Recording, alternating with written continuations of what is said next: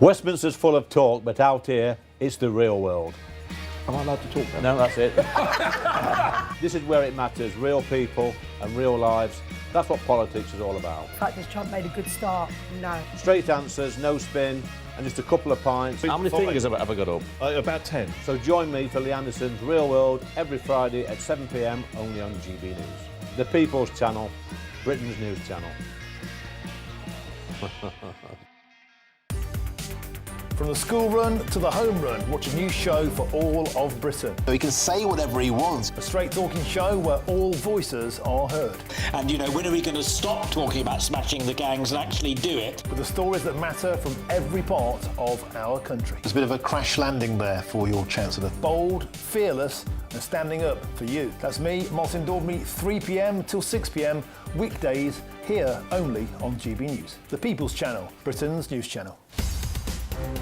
In the GB Newsroom, we bring you the news as it happens. With our team of dedicated journalists across the UK, we're ready to keep you up to date with what's happening every half an hour, every single day.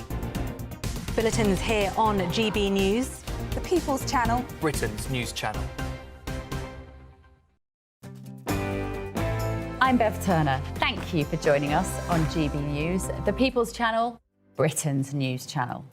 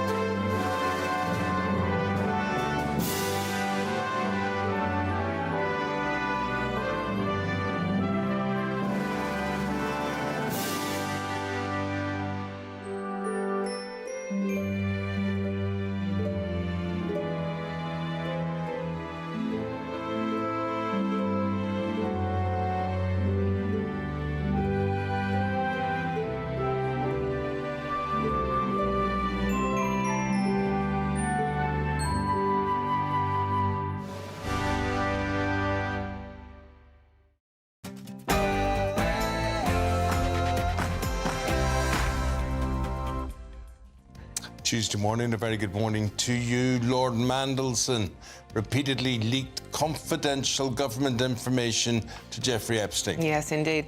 The Met Police are now investigating the latest shocking revelations in the Epstein files, showing potential misconduct in public office. Now, he appears to have leaked an economic briefing to the then convicted sex offender who was serving a jail sentence at the time for soliciting prostitution from a minor. So, as a senior figure from Britain's political establishment faced mounting scrutiny over who knew what when, will it lead to heads rolling? Well, this morning, there's no escape for Andrew Mountbatten-Windsor, as a second woman alleges she was sent to Britain by the paedophile financier for a sexual encounter. And today, the government announces that families with children who have cancer will have travel costs covered under a new £10 million government scheme. Later in the programme, we'll be speaking to one of those families who are now launching an urgent appeal to get their daughter leukemia treatment. Shocking new evidence in the case of Suffolk serial killer Steve Wright, who's now pleaded guilty to killing 17-year-old Victoria Hall, his sixth murder victim, more than a quarter of a century later. And fly tipping is now a soaring trade. We'll be live in Wigan, the community where dumping of illegal rubbish has been dubbed one of the most dangerous of its kind in the country. And the land is partially owned by the King. A fresh fight in Britain's housing crisis. Countryside campaigners are calling for the protection of greenbelt land. So this morning we're asking, is it time to sacrifice land to get Britain building? And find out why iguanas are falling from trees in Florida. A very good morning. The quietest deadline day ever. Premier League clubs were slow to reach for the chequebook yesterday, with Christian Ronaldo of Tottenham declaring his club's business disgraceful. We'll be reflecting on the day's events. It's another wet start in the south this morning. It's a cold start in the north. And as the cold air in the north mixes with the rain further south, there'll be some snow overnight in a few places. More on that coming up in the forecast very soon. It is a Tuesday morning. A very good morning to you. I'm Eamonn Holmes. And I'm Dawn Neeson, and this is GB News Breakfast.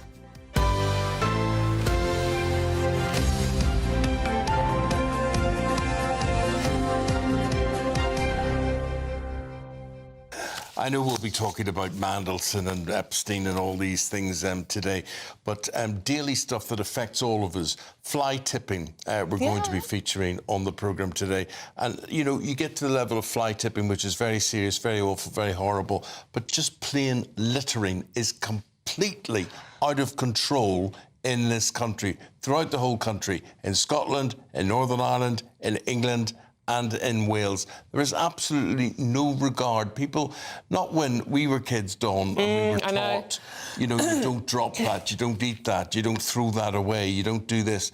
But now, it's just anything goes. Well, you remember when we were younger, Eamonn, because we are thankfully the same generation, we had the Wombles reminding us not to drop litter. We had various adverts, and Aidan, the same with you. We had various adverts on TV. Public information films. Public information films, indeed. What's happened? In primary school, we'd be lining up to go to class, so what, a couple of hundred kids, and we'd all be asked to pick up one piece of litter each before we go in. Pretty much wipe up the problem. Yeah. And this country is the worst. Whenever you travel, if you travel to, say, somewhere like we were lucky enough to travel to Scandinavia in December, no litter at all. No.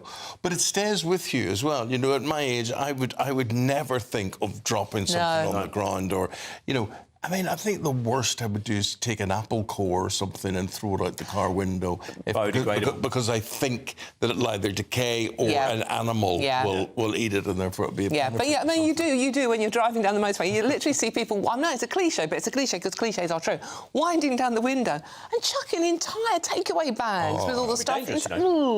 Remember, you get chip paper on someone's windscreen.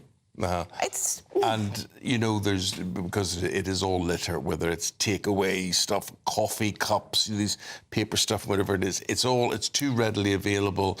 And I do have to say, and I specifically target white van man on this, you've only got to look at slip roads on motorways and whatever, and you're on a motorway and you come off on a slip road covered in litter, because as they queue to the next junction, they have whatever they have and throw it out the window, and that's it. Not good enough, not good enough. So just thought I'd bring that up because we'll not talk about it again. You know, he will moan about it again, you know that. But I think that, and I blame news organisations on this, that's important. That's important to everybody's life. But we don't. We talk about all blooming political stuff. Well, I mean, it's part of the general lack of respect we have for the country we live in, the beautiful country we live in, and for one another these days. Yeah. But Peter Mandelson, he's in trouble today. The SNP Reform UK, they've reported him to the Metropolitan Police after emails suggested he forwarded internal government information to Jeffrey Epstein when he was business secretary in 2009. So this is stuff about Gordon Brown, this is stuff about government dealings, this is stuff that you could benefit if you played the markets and whatever.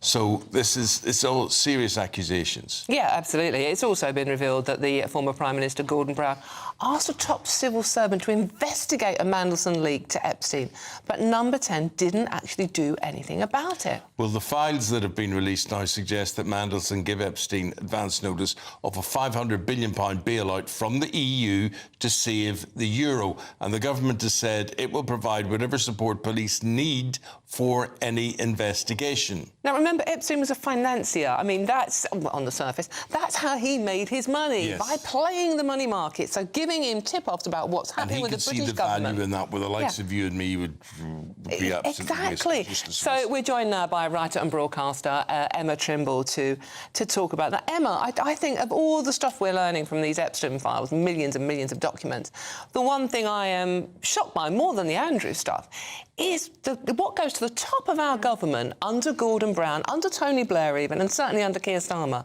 What's been going on with Peter Mandelson? Well, there is so much in the papers today. I mean, it's literally pretty much every front page, and some of them have gone with slightly more tasteful images of Mandelson than others. The Times has gone for one of him in a little roll neck, and whereas the Mail has gone for one literally with his trousers down. I won't show it because I don't think it's suitable for breakfast television.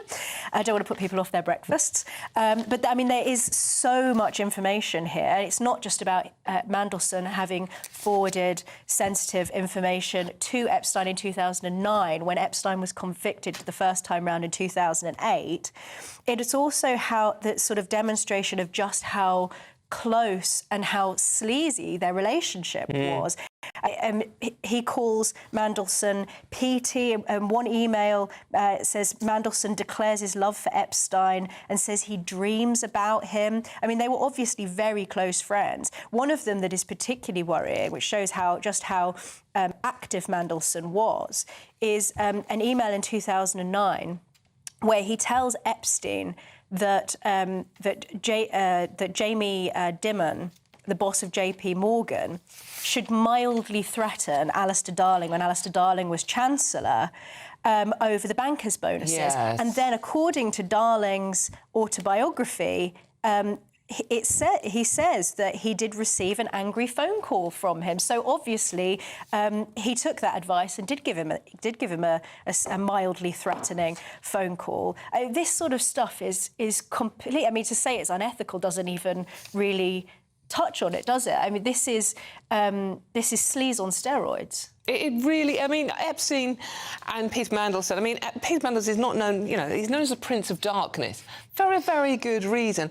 What I keep coming back to, though, is the fact that this man, who's already been sacked, asked to resign from government twice before, this comes out. Gordon Brown even asked, when, you know, he was in charge, asked Cabinet Secretary to investigate the disclosure of these confidential and market-sensitive information. On September the 10th, that's the same day that Keir Starmer stood up and said he had every confidence in Mandelson, and just before he announced he was appointing him ambassador to US. What questions does Keir Starmer have to answer here? Even at the time when Mandelson was appointed, there were many people who were saying that this was an inappropriate appointment. There's talk already of Morgan McSweeney, the Chief of Staff in Downing Street, who seems to have really been in favour of this. Maybe he will get the sack. Maybe Starmer will try to save his own skin by trying to pin the blame on him. I mean, the implications of this are actually quite huge for this government. Partly because we do see this really important divide between the left of the Labour Party and New Labour. This could, as Charles Moore said, could end New Labour, the New Labour side of the Blairite side of the Labour Party, if McSweeney is axed. And there are other senior figures who've been, you know, photographed with Mandelson, including Wes Streeting, who seems to have been advising him as well. So the implications of this for our politics are absolutely massive. And you asked, you know, should heads roll? Of course they should. Namely, Starmer should. There are lots of things that Starmer could have resigned for already, but surely this has got to be the straw that breaks the camel's back. But Mandelson, Emma, when you go back and you look at him, he's had more comebacks than Frank Sinatra. And, you know, how does he survive? And you begin to question, when you see all of this, is Mandelson in government for the good of the country or for his good? And this looks increasingly personal. It's all about him. It's like cockroaches can survive nuclear disasters, isn't it? Yeah. He always seems to somehow maintain or project the appearance of control. It's always Mandelson choosing. It's not like other people in politics where things, you know, happen to politicians and they are tossed to the whims of fate. He always seems to be in charge. And actually that comes through in this Times interview. I don't know whether this interview was done before the latest tranche of documents was released. I don't know whether this was intended to be some kind of comeback as far as he saw it. But again, the language he uses seems to be one of sort of maintaining control. Nobody expects Peter Mandelson to be honest. He is the OG, the original spin doctor. He's already, as you say, he's got a reputation as being the sort of dark lord of leftist politics. But Emma, the difference between being honest and being noble, for instance, just so many people are looking and saying, why are you holding on to this lordship that you've got? Why aren't you handing that back? Whether the government can do it or not, why doesn't he just do it? Well, he should. But then I don't suppose that we would expect him to be so noble and to do the right thing. I think so. He shouldn't have resigned his Labour membership he should have been pushed by Starmer. They should have acted very, very quickly. In fact, I mean, obviously, he shouldn't have been in the position that he's in the first place. But I think the issue with him as a peer is that he can only be stripped of his peerage by an Act of Parliament. And so they are already talking about, how can we change the rules so that it makes it easier to get rid of peers who behave badly. But of course, any decent person would step up and make the decision to resign. Maybe people wouldn't be happy with that because they would like to see him sort of more overtly punished than still being able to maintain control over his own destiny in that sense. But who expects Peter Mandelson to step up and do the right thing? Well, Emma, appreciate your take on things, and you're going to be back after 7 o'clock. You can have your say on what Emma's had to say, and you can add to the whole conversation by having your say, and we will reflect what you have to say throughout the programme this morning. There it is there, gbnews.com/your say, or scan the, what are those codes called? Yeah. You know what, Eamonn? The QR code thing is. I just say the QR code thingy on the screen. You know what, Eamonn? The interview with the Times today, hiding under a rock would be a disproportionate response to a handful of misguided historical emails. That is how Peter Mandelson is viewing all of this. Misguided political, historical emails. Nothing to see. Let's move on here. He is portraying himself to be the victim in this, and let's not forget that Epstein's youngest victim is alleged to be a 13-year-old girl. Yeah. Well, that ain't going to work. I think, people can see through all of that. Have your say. Let us know what you think. 30 minutes past 6. OK, it's where are we going now? This is on his relationship with... right reply. Obviously, we have to. His relationship with Epstein and leaked emails. Lord Mandelson has previously said, I relied on assurances of his innocence that turned out later to be horrendously false. His lawyers claimed that it was a shakedown of him, a criminal conspiracy. I foolishly relied on their word, which to this day I regret. Right, next up in this one, Andrew Mountbatten Windsor, as he's known now, and indeed his former wife Sarah Ferguson, whose charity Sarah's Trust has announced it will close for the foreseeable future. Kinsey Schofield, let's go to her and get a take on all of this one. Kinsey, oh goodness me, I've been dying to talk to you about things here that are going on. This is moving on at such a pace, and not only is it Andrew involved in this, but she seems to be right up to her neck in it as well.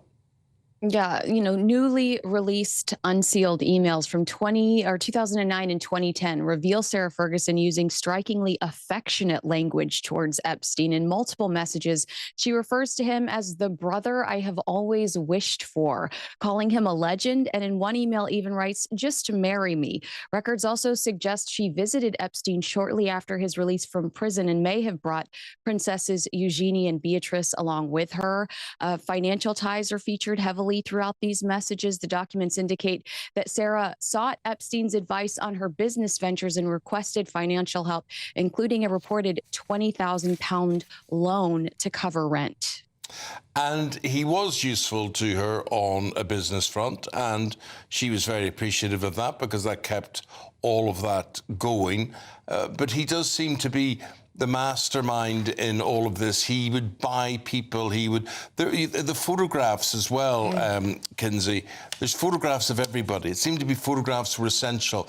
We had Virginia Giuffre and Andrew, and we thought that was the only photograph that was doing the rounds. But it seems to be everybody mentioned in these files. It seems to be there's a photograph taken off them somewhere so that they can...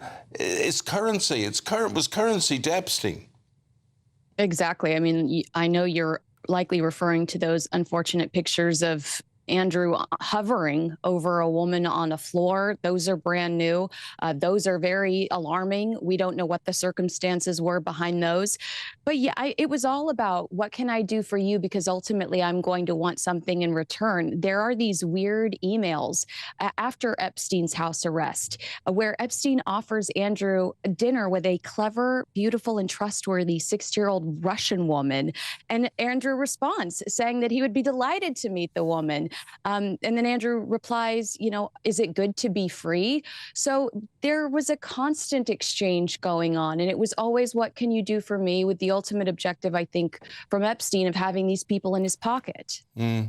And Kinsey, I mean, obviously, you know, the political ramifications in this country are huge, going back to the previous Labour government and very definitely including this one. How important is it to Americans? Is it, you know, are you all talking about it in America? I mean, we learned today that the Clintons are now going to go to Congress and testify, something they said they'd never do. Yeah, but they're being forced to do it. Well, I know, yeah, but I mean, absolutely. So how important is it to Americans? I mean, it's very important. And it's like you said, we're seeing all of these images. You are who you associate with. So why are these leaders, these people we're supposed to trust with our livelihoods, associating with such a creep? But after months of defying congressional subpoenas, as you said, the Clintons have agreed to testify in the House Oversight Committee's investigation into Epstein. Their decision comes at the very last minute, just before a scheduled vote that could have referred them to the Justice Department for possible prosecution. Kinsey, you know, you know so much about what goes on in the States, and, you know, you do the political side, you do the showbiz side as well. But I look at the list, this Epstein file list, and people, self-made people, they've got their own money, they can buy anything they want, they've power, they've got influence. Why do they need a free holiday on Epstein? No, but seriously. No, I know. Why do they need a free holiday exactly. on Epstein's Island? What gets the Bill Gateses there and the Bill Clintons there and the Richard Branson's, who's got his own island? Richard Branson, exactly. And you look at all this and you say, the power of this man, Epstein, or what he had to offer, what he had to give, there was something very alluring about it. And if I sound angry about this, I am angry about this because I think we've gone from, oh, somebody's committed a little indiscretion, as to this seems really organised to me, really joined up. What do you think? I mean, to answer your question, I think it's debauchery. I mean, I'm reading this man's emails and I'm like, this is a moron. He can't spell to save his life. I imagine he can't even tie his shoes. Why would someone like Bill Gates or Elon Musk respond to this man regularly, want to engage with him? I agree with you. And I think the ultimate answer there is sin, a little bit of fun. This was a secret club that we were never supposed to find out about. And it's incredible how entitled these men, they think they are above us all. They think our rules don't apply to them. They can get away with it. In the way that they treated women, you know, Dawn, I know that you are just so, you know, turned off as I am when I read these emails about showing up with your harem. It's just so disrespectful the way they clearly do not value women at all. No, indeed. It's not going away, though, Kinsey, is it? No, I imagine not. We've had 3 million pages, 2,000 videos, and 180,000 images in the last, 72 hours, and there's more to go.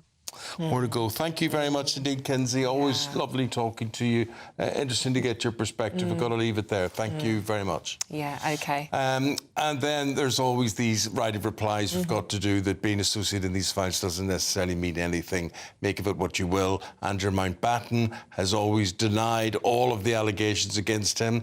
Surprise, surprise. And a spokesperson now for Sarah Ferguson has previously said she has expressed regret about her association with the disgraced financier. Oh, well, just don't go near him in the first place then. Anyway. But too many people. I mean, there's now... We have a really important... A guy who was an architect of the Good Friday Agreement in Northern Ireland, a man called George Mitchell, respected, really, really respected sort of man, disassociated, banned by Queen's University now, which he had a big association with. And you wonder, why? Seriously? George Mitchell, what would he be doing? Why would he need to do this? Why would he make himself available to do all this? So many questions, and you're at home and you're thinking, oh, well, there it is, whatever. And I think people's attitude and mind is changing. I think you're all thinking, hey, hold on a minute, what the heck is this all about? And Mandelson personifies a lot of what is going on, a lot of questions that aren't being answered. Back after the weather.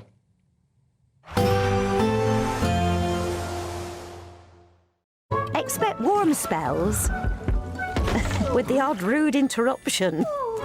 Box Boiler sponsors the weather on GB News. Hi there and welcome to the latest update from the Met Office for GB News. A wet start in the south, but it's also going to turn colder across northern and eastern parts of the UK through the day, and that means there will be some snow in places by the end of the day. Actually, we start with snow across eastern Scotland, mostly over hills. There'll be some sleet and snow showers additionally for parts of Orkney and Shetland through the day. But it's all rain further south, and it's certainly a damp start to the day for many areas, although the more persistent rain moves north and turns more showery across the southwest. Mild here. Elsewhere, it's going to feel cold with a raw east to southeast wind. And that wind will bring even colder air in overnight. So as the main band of rain progresses northwards, we're going to see some snow in places by dawn. At first, it's hill and mountain snow across eastern Scotland, but that's likely to come down to much lower levels overnight. Northern Ireland, a damp start to the evening, but the more persistent rain at this stage is across Wales, the Midlands, East Anglia and the southeast, pushing into the Pennines, the Peak District, where there will be snow falling on the peaks. And that snow tending to settle on higher parts of Wales and northern England, but it will come down to much lower levels for eastern Scotland by the end of the night. We're talking about a little bit of patchy wet snow and sleet right down below 100 metres for eastern Scotland, but more significant lying snow above 200 metres, 5 to 10 centimetres by dawn. So a wintry scene for parts of eastern Scotland, especially over higher areas. First thing Wednesday could be some disruption on some of the higher routes. But that snow level will rise through the day. Milder air is moving up from the south, turning much of the snow back to rain. Northern Ireland, much of Scotland, a damp day to come, but brighter skies for England and Wales, some sunshine in places, particularly towards the southeast, feeling a little bit milder. Expect warm spells with the odd rude interruption. Box Boiler sponsors the weather on GB News. Now, it's only 23 minutes past 6, but you're sending in so many complaints and so many views on everything from littering, fly tipping that we're talking about Peter Mandelson, about Epstein and whatever, and we'll reflect those as the programme goes on. So thank you very much indeed. We've got a new giveaway. Yes, giveaway. But you can get away as well. Exactly. Anyway, here it is.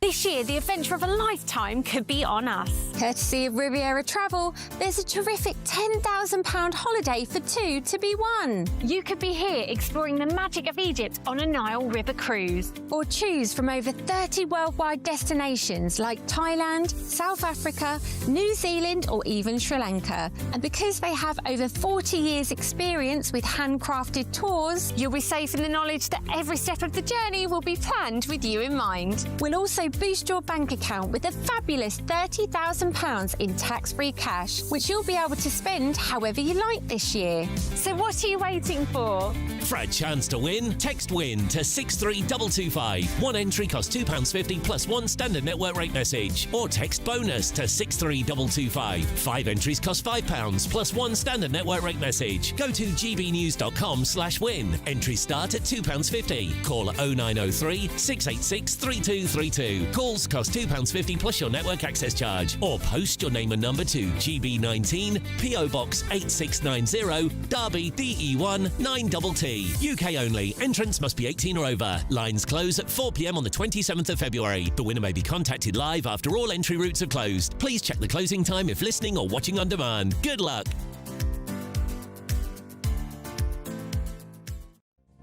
Oh, good luck indeed. That'd be lovely, wouldn't it? OK, coming up next, we have the very latest on Suffolk serial killer Steve Wright, who has pleaded guilty to killing 17-year-old Victoria Hall, his 6th murder victim that we know of. There's probably more. And that's more than a quarter of a century ago. This is GB News Breakfast with Eamonn and Dawn.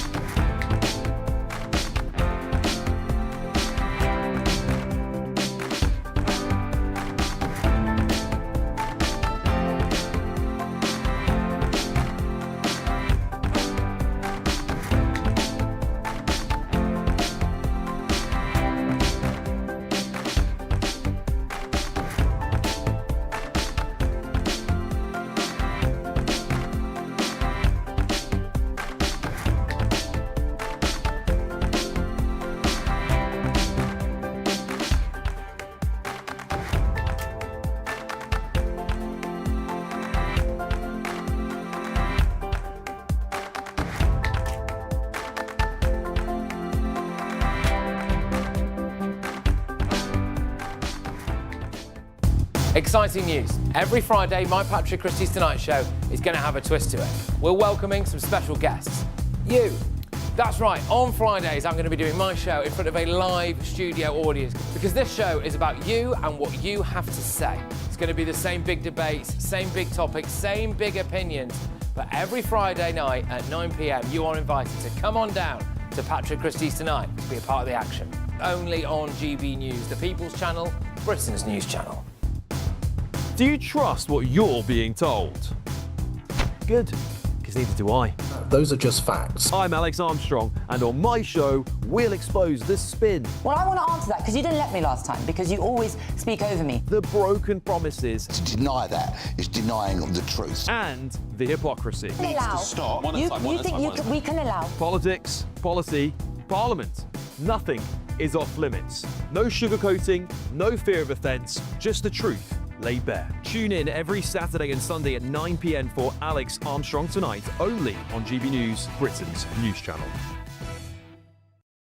Britain deserves a newsroom that puts the facts and your voice first. Well, and that's what you get on GB News. Lively debates, lively conversation. And we're not afraid to hold power to account.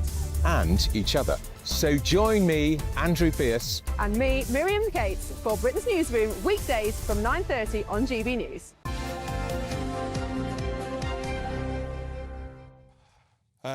This guy, Steve Wright, has pleaded guilty to killing a young girl called Victoria Hall. She's only 17. This was back in 1999. And that makes the Suffolk teenager his 6th murder victim. Victoria's murder went unsolved for over 25 years, as she was last seen alive at the end of a night out in Felixstowe in September 1999. Now, her disappearance came 7 years before Wright, who was dubbed the Suffolk Strangler, murdered 5 women from Ipswich's red light area at the end of 2006. Joining us now, Professor of Criminology, David Wilson. David, good morning, and you've written a book on Wright, and you know all about this guy. How would you describe him? How would you sum him up? He was somebody who was desperate for power, for control. He was somebody who felt that he had never really been given the support, rewards, reputation that he felt was rightly his in many aspects of his life.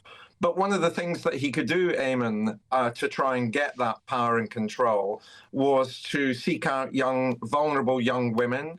And by killing them, he was obviously also exercising the most ultimate form of power and control, which was to take their lives. And why are we just hearing about Victoria's murder now? What has held it up for so long? Well, what a good question, Dawn. Eamonn very kindly referred to a book that I wrote, which was published in 2008. In the book, I identified other young women that I felt that Steve Wright had murdered, and Vicky Hall was one of those young women. When I was in Ipswich in 2006, I said that, and Steve Wright was identified as the killer, I said no serial killer I've ever spoken to, worked with, interviewed, ever starts a sequence of murders when they're in their 40s. Steve Wright in 2006 was 48. And so what I did was telescope backwards to apply the MO that we could identify in Ipswich to unsolved cold cases that existed in Norwich and in Suffolk more generally. And Vicky was one of those cases. The MO that Steve Wright used in her murder was uncannily similar to what happens, to what we knew empirically happened in Ipswich. But there were a number of other young women as well that I drew attention to that I hoped that the police would investigate. You may be aware that there was an arrest. A man called Bradshaw was arrested in relation to Vicky Hall's murder, but he would be on remand for some time, but was eventually found not guilty by a jury after about an hour and a half, to be honest. David, Vicky Hall's mother, as I understand it, died before finding out who her murderer was. And I can understand the peace and satisfaction that the family get out, Vicky Hall's family get out of hearing this admission. But what about Wright? What does he get out of confessing? Again, that's a good question, because you will know, both of you will be acutely aware that Wright has always maintained his innocence. He maintained his innocence throughout the trial in relation to the 5 women that he murdered in Ipswich. And he was, until literally the 11th hour, maintaining his innocence in relation to what happened to Vicky Hall. Now, why does he change his plea, therefore? And I think there's only one of 2 reasons. It's certainly, may I say, not because he's developed a conscience, but it's only because of 1 or 2 reasons. The first will be people imagine, Eamonn, Dawn, that when somebody's serving a whole life tariff, that they stop their lives. They don't. They still get letters, they still get phone calls, they still get visits. Steve Wright had a number of siblings, an older brother, 2 younger sisters, a number of step-siblings. It may very well be that the family that are still in contact with him put him under some pressure to admit to his guilt. I think the more likely explanation, though, is that the police have some leverage on him, either in relation to new forensic techniques that's going to allow, that would have blown his not guilty plea out of the water. And that, for me, is the hope, Eamonn, because ultimately, this is an opportunity. We've got a serial killer who's admitted to an historic case, one which a number of us pointed out that we felt that he had committed, in my case, as far back as 2006, 7 and 8. But the police should take, if they've got that leverage, they should take the opportunity to interview Wright, to get him to talk about the other unsolved murders that quite clearly can be attached to what his MO has been like. And I'm thinking of Kelly Pratt. I'm thinking of Mandy Duncan.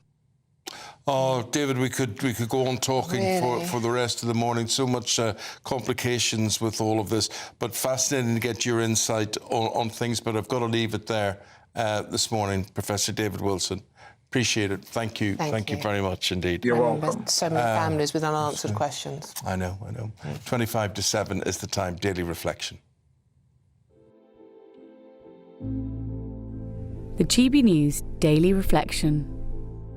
Hi, I'm Richard England, the Anglican Vicar of Crofton Parish. This week, the Church celebrates Candlemas, when Jesus, still a baby, was presented in the temple at Jerusalem. In that story, Mary and Joseph, with Jesus, met an older, prayerful man named Simeon. As Simeon held Jesus, he prayed these words, "Lord, as you have promised, now dismiss your servant in peace." It's the prayer of a person who accepts they are coming to the end of their life, yet knows they can entrust what has been and what will be into the care of God. Simeon's prayer has been used for 2,000 years, at the end of a day and at the end of a life. I use it when I pray with people who are reaching the end of their journey. We prefer to think about beginnings more than endings. We don't really like thinking about our own end. But Simeon's prayer reminds us that even at our own ending, we can entrust all we are into the care of a loving God.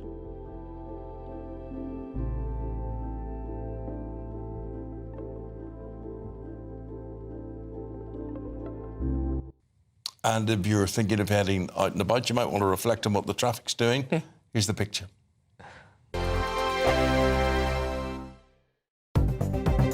Good morning, this is the latest AI travel news from gbnews.com. On the M90 northbound, the off-slip at junction 1C is closed for maintenance. In Kent, the A20 eastbound between the A260 and the junction with the A256 at Dover West has roadworks. In Devon, the A35 eastbound between the A30 and the A375 has congestion with delays of around 10 minutes. On the A55, both ways at Britannia Bridge, there is a 30 miles per hour speed limit until further notice. And on the trains, Great Western Railway is reporting disruption on some routes, and the Island Line has no trains between Ryde Pier Head and Ryde St John's Road. For more travel news, go to gbnews.com.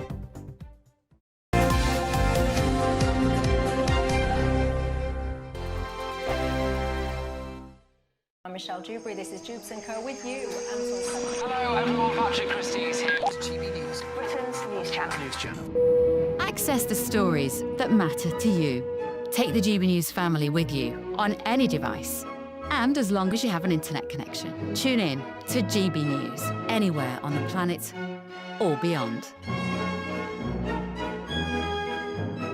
GB News, the People's Channel, Britain's news channel. From the school run to the home run, watch a new show for all of Britain. So he can say whatever he wants. A straight talking show where all voices are heard. And, you know, when are we going to stop talking about smashing the gangs and actually do it? With the stories that matter from every part of our country. There's a bit of a crash landing there for your Chancellor. Bold, fearless and standing up for you. That's me, Martin Daubney, 3 p.m. till 6 p.m, weekdays, here only on GB News. The People's Channel, Britain's news channel. Westminster's full of talk, but out here, it's the real world. Am I allowed to talk now? No, that's it. This is where it matters, real people and real lives. That's what politics is all about. The fact that Trump made a good start, no. Straight answers, no spin, and just a couple of pints. How many fingers have I got up? About 10. So join me for Lee Anderson's Real World every Friday at 7 p.m, only on GB News. The People's Channel, Britain's news channel. You want to know what's really going on in the corridors of power? Labour don't know what to do with you half the time, and that makes you quite lethal in the chamber. Get behind the headlines with Chopper's Political Podcast. Join me, Christopher Hope, as I sit down with the great and the good of British politics. We'll see where this ruling takes us. These are the stories shaping our nation. Chopper's Political Podcast, available now on all platforms. Listen in and stay ahead. Decisions made in Washington aren't just shaping America, they're shaping Britain too. From migration to global security, from crime to health. Whatever happens in the White House today will be felt in your town or city tomorrow. That's why The Late Show is live from Washington, D.C. Cutting through the politics to show you what it all means for Britain.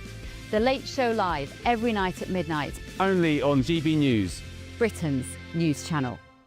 Bold. They are under no illusion. Ray. Are you a human trafficker? Boundless. I've had enough of the nonsense, and I'm not afraid to say it. Don't get us on the BBC. Every weeknight, I tear through the headlines. The smell of gasoline. Should we be worried about it? From Westminster madness to cultural war chaos. What we're going to do now, they are throwing things out the car as we speak. Get ready, Britain. Here we go. Patrick Christie tonight, weeknights from 9 p.m, only on GB News, Britain's news channel. David Woodin and Anna Firth to keep you in the loop as what's happening news-wise and what's over the newspapers. And every newspaper basically has got Peter Mandelson, with the exception of The Sun, who are big on Kim Kardashian and Lewis Hamilton. Which obviously we're going to start with, David. No idea. So, Mandelson. David, what do you make of Mandelson? Well, the Prince of Darkness has come back from the dead many times before, but I think he's well and truly had a stake driven through his heart this time. I can't see how he bounces back now. I mean, he resigned twice from Cabinet. He was sacked as the ambassador to Washington, and now all this is coming out. All the fears and suspicions people had about him are starting to come home to roost. And how does that go down? How's that being received at Westminster? Well, it's no secret that he has lots of enemies in Westminster, and a few I spoke to privately yesterday are actually celebrating phrases like champagne corks are popping here. What surprised them mostly is that he rose to such an extreme height and then fell, which has made his downfall even more painful for him and more damaging. I mean, he's now possibly facing prison if he's convicted of misconduct in public. And he would love to go around the rest of his life with his passport and his driving licence and whatever, saying Lord Mandelson on it. Will he be able to? Oh, absolutely not. No, I mean, It's historically very difficult to take away a peerage. It was done in a few cases after the First World War, and there is an Act of Parliament that it has to be an Act of Parliament, yes. but there is a procedure. I'm sure that will be invoked in this case. But what I find absolutely unbelievable is the extent to which he will lie to save his own skin. The fact that only a week ago he was giving an interview saying that he was too trusting of Epstein, this was a disproportionate reaction to emails, and now, and of course, the way he spins things, it's nothing to do with him trusting Epstein, it was him giving away our secrets and giving away information, which is really important to this country's security and financial well-being. I mean, I think he's shown he was actually a danger to the country back when he was in office, and he's still when he was ambassador. His conduct is dangerous. What surprised me is the quote in the paper this morning. He's a master manipulator. He hangs around like a bad smell. That's not people talking about Mandelson. That's Mandelson still talking about Epstein. I mean, well, look, listen, we're getting reaction coming in all the time. We're going to get governmental reaction after this short break.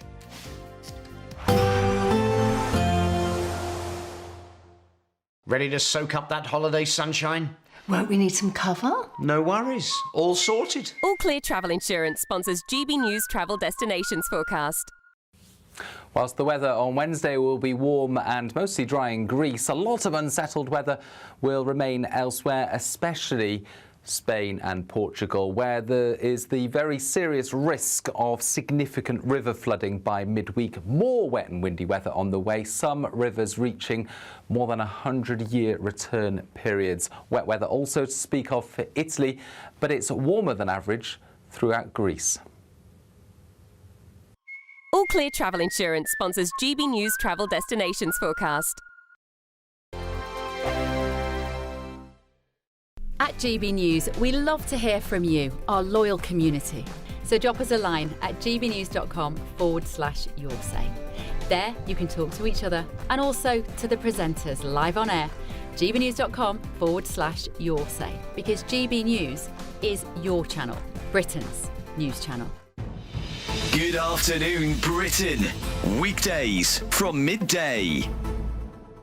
Venice is being invaded by cannibalistic jellyfish with vanishing bottoms, and they're wreaking havoc across the city's fragile lagoon ecosystem.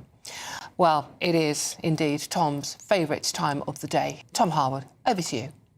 Not many people know this, but the B in GB News actually stands for biology, marine biology, that is. So welcome to Marine Biology Corner. We're going to have a look at what is a remarkable jellyfish. Let me just set the scene with some water here. And this is known as the warty comb jelly. Some people call it the sea walnut, because this particular jellyfish has basically a pretty stationary lifestyle. It looks like it's almost not moving, but there are some remarkable things about this jellyfish. Number one, it is a hermaphrodite.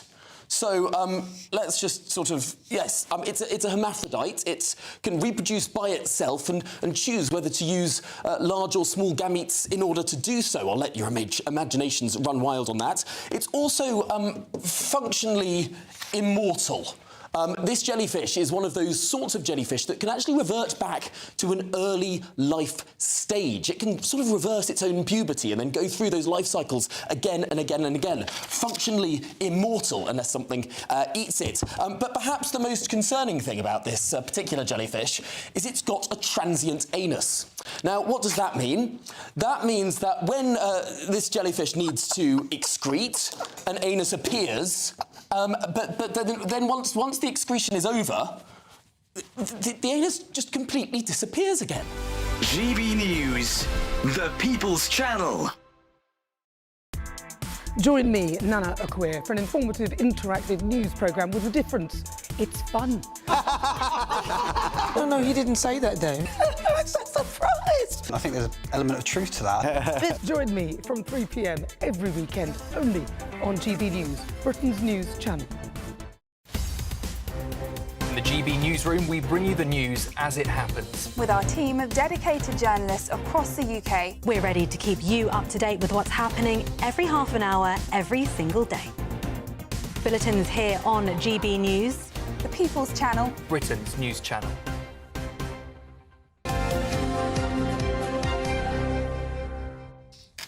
OK, welcome back. Joining us now is Health Minister Karen Smith. Karen, good to see you. Thank you very much for joining us.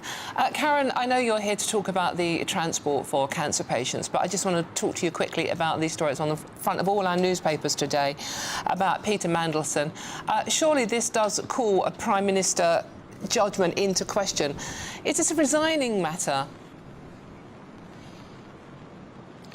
The Prime Minister was very clear about the first release last September of those shocking emails on Peter Mandelson, and as we're seeing over the last day or so, more and more of these shocking emails come forward. We're all learning much more about this shocking behaviour, about that he shouldn't be a member of the Lords, Peter Mandelson, and the Prime Minister has asked the Cabinet Secretary to investigate some of those emails that we've seen from many years ago. Karen, civil servants have said this was put to the Prime Minister way before all this. It was in the public domain in 2009. Why was the Prime Minister not aware of it? I'm not sure what exactly you're referring to there. From as I understand it, emails from that time were asked for by Gordon Brown at the time, or recently, and were looked into. And what's been revealed in the last few days is new information. It is more shocking than I think anyone understood. And obviously, this whole shocking saga emanates from Epstein's behaviour around victims, young women and girls. I think we have to remember those at the heart of this, but we are all learning, seemingly by the hour as people go through these emails, the depth of that involvement by Peter Mandelson, and that's why the Prime Minister has asked the Cabinet Secretary to look specifically at that correspondence when Peter Mandelson was a member of the then government. Karen, I'm glad you mentioned the safety of women and girls. We interviewed Siobhan White yesterday, the mum of Rhiannon, who was murdered by an illegal migrant. It was a horrific murder, and Siobhan was in tears talking about her daughter. She has had no contact from the government whatsoever. Can you tell us why not, please? I'm not aware of that particular shocking, again, terrible example. Violence against women and girls is a central plank of what the Prime Minister personally is leading work against. We launched our plan on that before Christmas. It's something the Prime Minister led very strongly as a member, as when he led as Director of Public Prosecutions before he was a Member of Parliament. His personal commitment to this agenda, I think, is very clear. He's met many, many victims. He's prosecuted many perpetrators, and he's continued that work with my colleague Jess Phillips in government. I can't comment on that specific example and relationship. I'm afraid I haven't heard of that one, but protection of women and girls against perpetrators, making sure that we support them through the system, having people in police forces across the country to take those allegations seriously is all what we formally announced before Christmas, and it's a central plank of what this government will do to protect women and girls from those violent men. Karen, I'm a little bit surprised you're not aware of this case. I mean, the person that murdered Rhiannon was sentenced to life in prison just on Friday. It was a horrific incident. It's been in all the newspapers. She was murdered by an illegal I'm sorry, migrant. I'm not aware of the I'm not aware of what you said was I'm not aware of the contact directly with the government. Obviously, well, she's had no I'm contact. Here this morning to talk why about has no one? our cancer plan for children, and. Yeah, and please don't change the subject. This is so important to our viewers. No, this is so important to our viewers. It is really important, of course. What are the government going to do about these illegal migrants coming into this country and murdering young women? What are you going to do about it? Anyone who is involved in violence against women and girls, and certainly anyone who's involved in murder, and as we know, many of these are most of our attacks are by men that are known to us. That is the central policy around trying to protect women and girls in our strategy. Of course, any murder is shocking, and we must prevent that. Karen, let's talk about these children suffering from cancer, and your idea to cover travel costs of children with cancer. How will that practically work? So this is really the central ask of children and their families who are diagnosed and being treated for cancer. I met some people involved in the campaign at Downing Street last night. They've been talking about this campaign for 20 years. As part of our national cancer plan, the central ask from them was that travelling is one of those additional worries on top of the already shocking diagnosis when you have a child with cancer. About 1,900 families are affected by this. Help with those travel costs mean that some people have told us that they are making real difficult choices about other support to their families, including good food and support to their families. So making sure that those travel costs are covered takes a little bit of the worry off of families at that particularly troubling time, because many families are travelling long distances. There are only 13 specialist centres across the country. So we've spoken to people. We've got I spoke to a woman, Emma Wilding. Her son Theo is only 5 months old, and she talked about her 45-minute journey. But she also talked about that other families were worse, and I think this is what you find, obviously, when people are going through this. Their altruism and concern for other people shines through. So charities, families have come together to talk to us about what will really help them, and this was the central ask. I do have to say, just in the 15 seconds left to us, later in the programme, in an hour from now, we're going to be talking to a family who are launching an urgent appeal to get their daughter's leukemia treatment tied in to this whole policy that you've got. I'm sorry, the clock has beaten us. I just want to say thank you and goodbye to you. Here's the weather.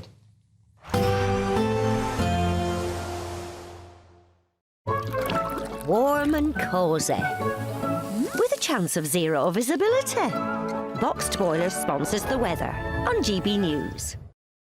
Hi there and welcome to the latest update from the Met Office for GB News. A wet start in the south, but it's also going to turn colder across northern and eastern parts of the UK through the day, and that means there will be some snow in places by the end of the day. Actually, we start with snow across eastern Scotland, mostly over hills. There'll be some sleet and snow showers additionally for parts of Orkney and Shetland through the day. But it's all rain further south, and it's certainly a damp start to the day for many areas, although the more persistent rain moves north and turns more showery across the southwest. Mild here.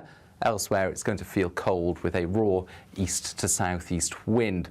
And that wind will bring even colder air in overnight. So as the main band of rain progresses northwards, we're going to see some snow in places by dawn. At first, it's hill and mountain snow across eastern Scotland, but that's likely to come down to much lower levels overnight. Northern Ireland, a damp start to the evening, but the more persistent rain at this stage is across Wales, the Midlands, East Anglia and the southeast, pushing into the Pennines, the Peak District, where there will be snow falling on the peaks. And that snow tending to settle on higher parts of Wales and northern England, but it will come down to much lower levels for eastern Scotland by the end of the night. We're talking about a little bit of patchy wet snow and sleet right down below 100 metres for eastern Scotland, but more significant lying snow above 200 metres, 5 to 10 centimetres by dawn. So a wintry scene for parts of eastern Scotland, especially over higher areas. First thing Wednesday could be some disruption on some of the higher routes. But that snow level will rise through the day. Milder air is moving up from the south, turning much of the snow back to rain. Northern Ireland, much of Scotland, a damp day to come, but brighter skies for England and Wales, some sunshine in places, particularly towards the southeast, feeling a little bit milder. Warm and cosy, with a chance of zero visibility. Boxed Boiler sponsors the weather on GB News. Thank you for making us Britain's #1 news channel. Together, we have built something truly extraordinary.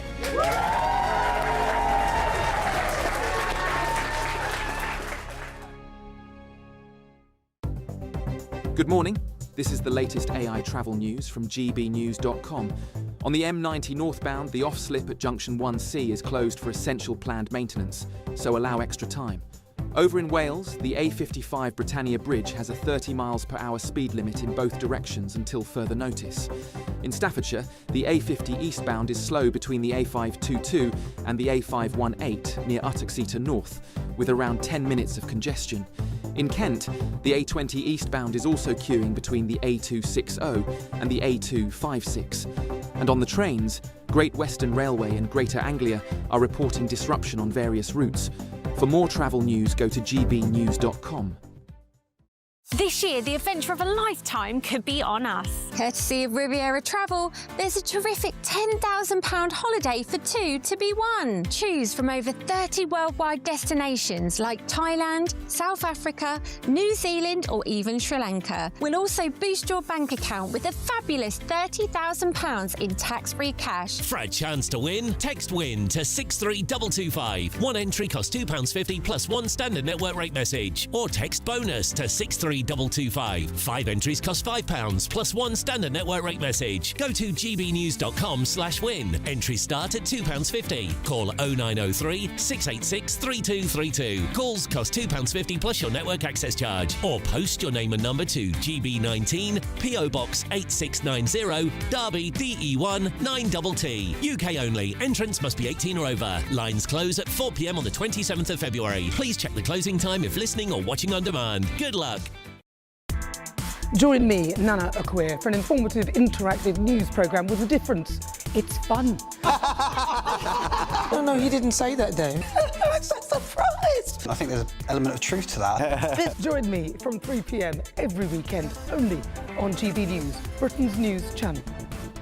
No matter the state it's in, this is our nation. Join me, Jacob Rees-Mogg, for a genuine, honest discussion on where we have been, where we are going, and where we are with the people who set the direction. Tune in to State of the Nation every Monday to Thursday, 8 to 9 o'clock. Only on GB News. Britain deserves a newsroom that puts the facts and your voice first. Well, and that's what you get on GB News. Lively debates, lively conversation. And we're not afraid to hold power to account. And each other. So join me, Andrew Pearce. And me, Miriam Gates, for Britain's Newsroom, weekdays from 9:30 on GB News.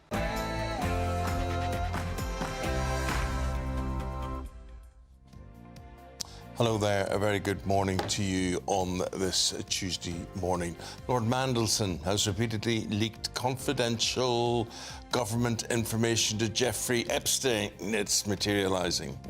The Met Police are now investigating the latest shocking revelations in the Epstein files, showing potential misconduct in public office. Now, he appears to have leaked an economic briefing to the then convicted sex offender who was serving a jail sentence at the time for soliciting prostitution from a minor. So, as senior figures from Britain's political establishment face mounting scrutiny over who knew what and when, which heads will roll, if indeed any? Well, this morning there's no escape for Andrew Mountbatten Windsor, as a second woman alleges she was sent to Britain by the paedophile financier for a sexual encounter. And today the government announces that families with children who have cancer will have travel costs covered under a new £10 million government scheme. Later in the programme, we will be speaking to a family who are in this situation and are now launching an urgent appeal to get their daughter leukemia treatment. Shocking new evidence in the case of Suffolk serial killer Steve Wright, who has now pleaded guilty to killing 17-year-old Vicky Hall, his sixth murder victim, more than a quarter of a century on. And fly tipping is now a soaring trade. We'll be live in Wigan, the community where the dumping of illegal rubbish has been dubbed one of the most dangerous of its kind in the country. And the land is partially owned by the King. In a fresh fight in Britain's housing crisis, countryside campaigners are calling for the protection of greenbelt land. So we're asking, is it time to sacrifice the land to get Britain building? And favourite story of the day, find out why iguanas are falling from trees in Florida. The quietest transfer deadline day ever. Premier League clubs were slow to reach for the chequebook yesterday, with Tottenham's Christian Romero even branding his club's dealings disgraceful. We'll be reflecting on the day's events later this hour. It's another wet start in the south this morning. It's a cold start in the north. And as the cold air in the north mixes with the rain further south, there'll be some snow overnight in a few places. More on that coming up in the forecast very soon. However you're watching, however you're listening, you're very welcome. I'm Eamonn Holmes. Good morning to you. I'm Dawn Newsroom, and this is GB News Breakfast.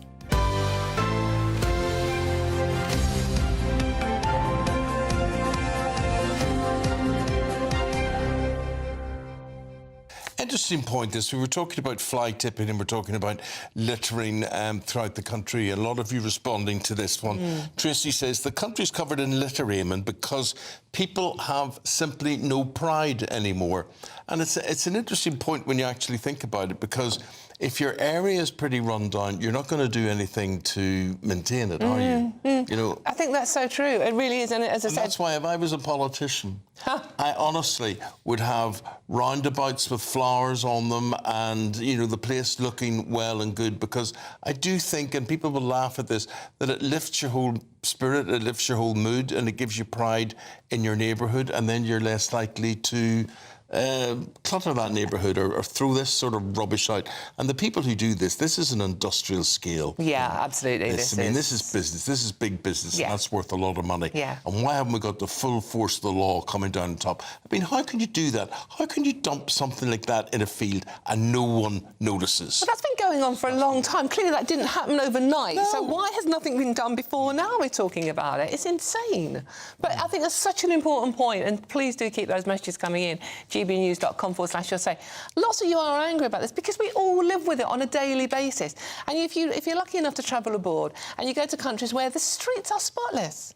We don't care about the small things in this country. No. So many things we don't care about, and sort of the pernickety nature and the spiteful nature of so many things. But just do the big things, get the big things sorted out, and have a bit of sense, all of you, in terms of what you throw out of the window of your car, what you dump in the street, how you teach your children to look after streets in their countryside and their neighbourhood and that sort of thing. You're looking to say something?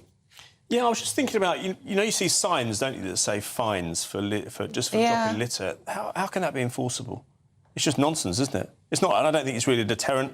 And there's nothing there. There's nothing there to stop. Do you see anybody walking around and writing bills and tickets for this? I bet it would be. I bet it would be if it was a car parked in the wrong place. Yeah. Well, yeah, quite exactly. Or you were doing 23 miles an hour in a 20 mile an hour zone. Look, I mean, they're laws. It all boils down to, oh, we haven't got money for this. We haven't got money to keep the streets clean. We haven't got money for this. We have money for all sorts of other rubbish that goes on. And we have to get our priorities right. We can't sit and care for everybody and about every situation that goes on in the world. So whatever is happening in Somalia or Rwanda or whatever it happens to be, is it our problem? You get all these people around this country who'll say, oh, yes, we've got to go and sort that out. And we've got to go and spend millions of pounds making sure that's OK. Is it our problem? You can only look after your own household, your own neighbourhood, your own area, and you get the best for your own people. Or am I wrong? No, you're not wrong. Oh, you could give £30 billion to Mauritius. Just a thought. OK, this morning, what we're learning from Reform UK, that the SNP have reported Peter Mandelson to the Metropolitan Police after emails suggest he forwarded internal government information to Jeffrey Epstein when he was Business Secretary in 2009. The former Prime Minister Gordon Brown has also raised that in September last year that the Cabinet Secretary that Chris Warmond examined communications about the sale of assets between Mandelson and Epstein, but Number 10 didn't act on it. It's always fascinating. There always is a camera popping up in these meetings with Epstein, and it's evidence, isn't it? That's what it is. I mean, there's no one's posed for that picture there. And yet there's a picture. All these rich, powerful men who have obviously got to the top of their respective trades by being fairly intelligent, were they not thinking, why are you taking film of me all the time? Why are you taking photos of me all the time? Maybe you just don't see all of that. Let's get the thoughts now of writer and broadcaster Emma Trimble, who's in the studio with us this morning. Emma, this is developing in so many ways and so many people involved in this. I mean, you know, yesterday and today, and it's funny, the reaction. We get people here in the newsroom saying, oh, we can't show Mandelson in his underpants. Well, why not? He posed for a picture in his underpants. Why aren't we showing it? And surely it puts it into context. I mean, what is this gay man doing in his underpants with a woman, a hostess, whatever, standing beside him, and she's in a bathrobe. What's that all about? Well, it is very strange, isn't it? I mean, it suggests that when he is in Epstein's home, when he was pictured there in in Epstein's flat in Paris, that, you know, maybe he was just that comfortable and that at home around Epstein. Their relationship was so close that he's standing in his tighty whities in this flat in front of whoever this woman is. And as you say, a lot of these figures who have just been photographed, not just Mandelson, but we're talking about Mandelson in this particular context, photographed with Epstein, Look, people again, who continue... Not posed for the camera, nobody looking at the camera, but it's currency. That photograph's worth money. Well, it suggests... it suggests something extremely concerning about the arrogance, the utterly brazen attitude of people in positions of power and influence and authority. That firstly, as you say, this is currency. You're opening yourself to the possibility of blackmail, which is a serious ethical problem when you're in high office. But also that so many people, not just Mandelson, but also Fergie and Prince Andrew, continuing their relationship with Epstein after he had been already convicted. One of the stories in today's paper about how Fergie had actually brought the two princesses, Eugenie and Beatrice, to Here's see, a paedophile, to and I'm going visit to introduce Epstein you to him. after he'd been released from jail, and sending emails that really anybody in political office should know better. And I'm not just talking about sending, as we've seen today, these government briefings that should have been kept very strictly private and were very market sensitive to somebody like Epstein, but also things like Fergie's email saying, "I am at your service, just marry me." When people send, a lot of people we know will have disappearing messages on their WhatsApp because they're aware that things can get screenshotted and so on.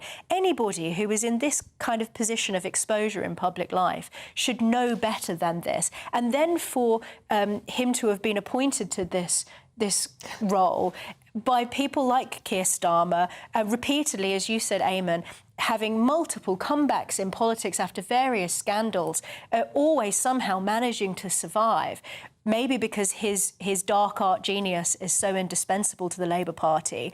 But for him to be continuously brought back, it suggests something about the personal judgment of those at the top of our politics, that somebody like Mandelson, who continued this relationship, you said he tried to effectively downplay these emails as if they were just some kind of minor indiscretion. Yeah, absolutely. That's what he's saying. He's almost portraying himself as the victim in this. He encouraged Epstein to appeal even after he had been convicted the first time round. So it raises some serious questions about the blurring of the lines between the professional role in public office and the personal life of people who have these vast connections with, figures like Epstein and Gilligan. Well, figures also like Andrew Mountbatten-Windsor and Sarah Ferguson as well. Her charity, Sarah's Trust, has announced it will close for the foreseeable future. Judge Des, after the new details emerged about the former Duchess of York's friendship with Epstein. So joining Emma now, we've got Charlotte Griffiths, editor-at-large for The Mail on Sunday. How serious do you see all of this being here this morning? Well, for Fergie, unbelievably embarrassing, because she took her young daughters in their 20s to a paedophile's house and said, "Are we having lunch?" And then I was so struck by the Fergie emails because she got really offended as well when she felt that Epstein had cut off contact with her. And she said, "Look, it's clear to me you were just using me to get to Andrew." And then obviously she said, "Marry me."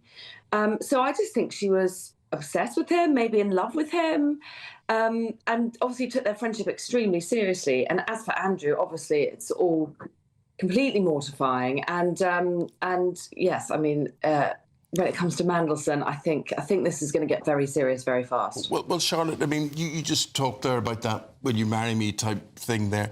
We actually don't know if that is a joke, or as you're implying there, and I'm beginning to wake up to this, maybe this is all more serious than we thought. What wouldn't Sarah Ferguson do for money? For instance, everything seems to be... And to bring your children to meet a convicted paedophile for lunch. This is a good day out, isn't it? I know, it's absolutely shocking. I think with the marrying thing, I think she might have actually been serious. And there's another email that's flying around in this latest tranche saying, oh, I didn't know you were looking for a wife or something. So I wonder whether... after he went to prison as a convicted paedophile, he thought it might be an idea, Epstein thought it might be an idea to find a wife. You know, because a lot of people do that, don't they? Look like they're settled. It's good for publicity. Who knows what dark arts PR advisor might have been encouraging him to make such a move. You know, I can quite imagine that Fergie wanted to throw her hat into the ring because, of course, she's always been somebody who needed and wants a rich boyfriend to support her lifestyle. And indeed, she did ask Epstein to give her £20,000 to cover her rent. Why, Emma, does Sarah Ferguson need the rich boyfriend? Why is she always in search of money? Why is money so rare to her? I mean, she's obviously, there's a manner of life to which she has become accustomed, I imagine. But I mean, she's also operating at this extremely high level in terms of her connections. It seems that she relied very heavily on Epstein, not for money as such, but for advice. I mean, he was helping her with her various ventures, and she was emailing him even while he was in prison. I mean, I know that suggests a serious lack of judgment on her part, but I think that when you're operating at that level, the currency, the value is not just financial. It's in terms of connections, it's help in other various ways as well. Charlotte, do we still have Charlotte with us? Yeah. Charlotte, as a royal expert, I mean, one line I thought was quite interesting coming from Sarah Ferguson was the fact that she says no woman ever leaves the royal family with their head. Basically, again, as we've seen with Mandelson, playing the victim card. None of this is my fault. It's all being pushed onto me by other people. She was definitely trying to get empathy out of Epstein and cast herself as the wronged woman, cast aside, and she needed a lovely, rich benefactor like him. I didn't get the impression from any of Epstein's emails that he had much empathy at all. And of course, we know from his conduct, he certainly didn't. And, you know, there's one email where she basically begs him to come to Princess Eugenie and Beatrice's party at St. James's Palace. And he ignores the emails and just replies, not able. So you can tell that actually it was very much a one-sided affection from Fergie, and that I don't believe her requests to acknowledge her victimhood were really being met with any kind of warmth from Epstein at all. Charlotte, thanks for your contribution. Really appreciate it. We've got to leave it there. Emma Trimble, thank you very much indeed as well. And of course, you have your say, and that will be very much appreciated. We put it all together. 7:15 is the time. The weather is this. Expect warm spells with the odd rude interruption. Boxed Boilers sponsors the weather on GB News. Hi there and welcome to the latest update from the Met Office for GB News. A wet start in the south, but it's also going to turn colder across northern and eastern parts of the UK through the day, and that means there will be some snow in places by the end of the day. Actually, we start with snow across eastern Scotland, mostly over hills. There'll be some sleet and snow showers additionally for parts of Orkney and Shetland through the day. But it's all rain further south, and it's certainly a damp start to the day for many areas, although the more persistent rain moves north and turns more showery across the southwest. Mild here. Elsewhere, it's going to feel cold with a raw east to southeast wind. And that wind will bring even colder air in overnight. So as the main band of rain progresses northwards, we're going to see some snow in places by dawn. At first, it's hill and mountain snow across eastern Scotland, but that's likely to come down to much lower levels overnight. Northern Ireland, a damp start to the evening, but the more persistent rain at this stage is across Wales, the Midlands, East Anglia and the southeast, pushing into the Pennines, the Peak District, where there will be snow falling on the peaks. And that snow tending to settle on higher parts of Wales and northern England, but it will come down to much lower levels for eastern Scotland by the end of the night. We're talking about a little bit of patchy wet snow and sleet right down below 100 metres for eastern Scotland, but more significant lying snow above 200 metres, 5 to 10 centimetres by dawn. So a wintry scene for parts of eastern Scotland, especially over higher areas. First thing Wednesday could be some disruption on some of the higher routes. But that snow level will rise through the day. Milder air is moving up from the south, turning much of the snow back to rain. Northern Ireland, much of Scotland, a damp day to come, but brighter skies for England and Wales, some sunshine in places, particularly towards the southeast, feeling a little bit milder. Expect warm spells with the odd rude interruption. Boxed Boilers sponsors the weather on GB News. And it's time for a brand new Great British giveaway. That's been running this week, and your chance to get involved in all of this. So what does it involve? It involves a luxury holiday worth £10,000 for 2 people, but you can go on your own, as I keep saying. Not that I'm hinting anything. And £30,000 in cash. That's all right. Well, I wouldn't say no, would you? In any case, here's all the details. This year, the adventure of a lifetime could be on us. Courtesy of Riviera Travel, there's a terrific £10,000 holiday for 2 to be won. You could be here exploring the magic of Egypt on a Nile River cruise. Or choose from over 30 worldwide destinations like Thailand, South Africa, New Zealand or even Sri Lanka. And because they have over 40 years experience with handcrafted tours, you'll be safe in the knowledge that every step of the journey will be planned with you in mind. We'll also boost your bank account with a fabulous £30,000 in tax-free cash, which you'll be able to spend however you like this year. So what are you waiting for? For a chance to win, text WIN to 63225. One entry costs £2.50 plus 1 standard network rate message. Or text BONUS to 63225. 5 entries cost £5 plus 1 standard network rate message. Go to gbnews.com/win. Entries start at £2.50. Call 0903 686 3232. Calls cost £2.50 plus your network access charge. Or post your name and number to GB19, PO Box 8690, Derby DE1 9TT. UK only. Entrance must be 18 or over. Lines close at 4 p.m. on the 27th of February. The winner may be contacted live after all entry routes are closed. Please check the closing time if listening or watching on demand. Good luck. Here is a big debate coming up next, and that is greenbelt land, and should it be used to build houses on? We need to build new houses. I mean, where are you going to build them? And do you build them on protected land, greenbelt land? And I'm going to say something controversial, and you can think on this into the next break, and that is there's too much empty land out there. It's not about building on protected land. It's building on land that is just lovely and beautiful and should be protected, and then there's just loads of other land. Fly over Britain in an airplane and look down and see how much green there is. Disagree with me if you want. We're going to be debating that next. Exciting news. Every Friday, my Patrick Christie's Tonight Show is going to have a twist to it. We're welcoming some special guests. You. That's right, on Fridays I'm going to be doing my show in front of a live studio audience, because this show is about you and what you have to say. It's going to be the same big debates, same big topics, same big opinions, but every Friday night at 9 p.m. you are invited to come on down to Patrick Christie's Tonight to be a part of the action. Only on GB News, the People's Channel, Britain's news channel. Hi, I'm Michelle Dewberry, and my show is your opportunity to cut through all the noise and dive in headfirst to some robust debates. Ideas clash. Situation, isn't it? No, because the failure is you're deliberately avoiding my point. Nothing's held back. And if you think this is the end of it, wait for more. And we do not shy away from the difficult stuff. Sometimes I want to shake people and say, if only you understood. So join me on Dubes & Co. weeknights at 6 p.m. only on GB News, Britain's news channel. Westminster's full of talk, but out here, it's the real world. Am I allowed to talk now? No, that's it. This is where it matters, real people and real lives.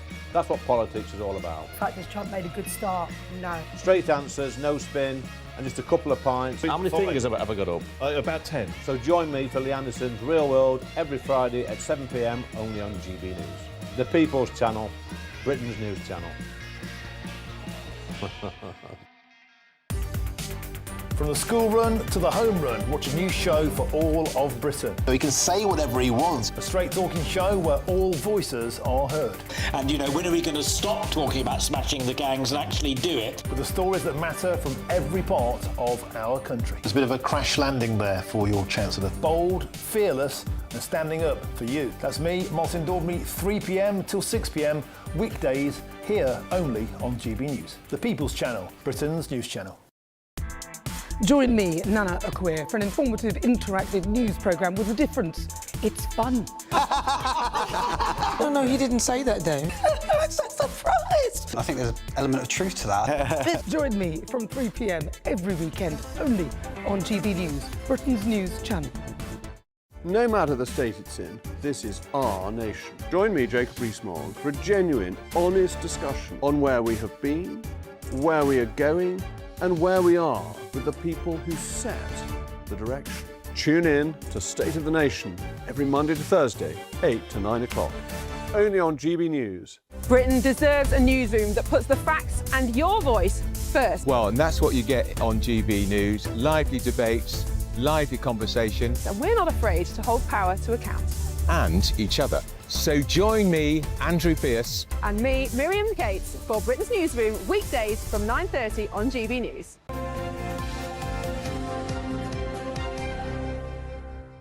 Now, check these figures out. 86% of you consider Greenbelt land important, very important, and this is a new poll that's just come out.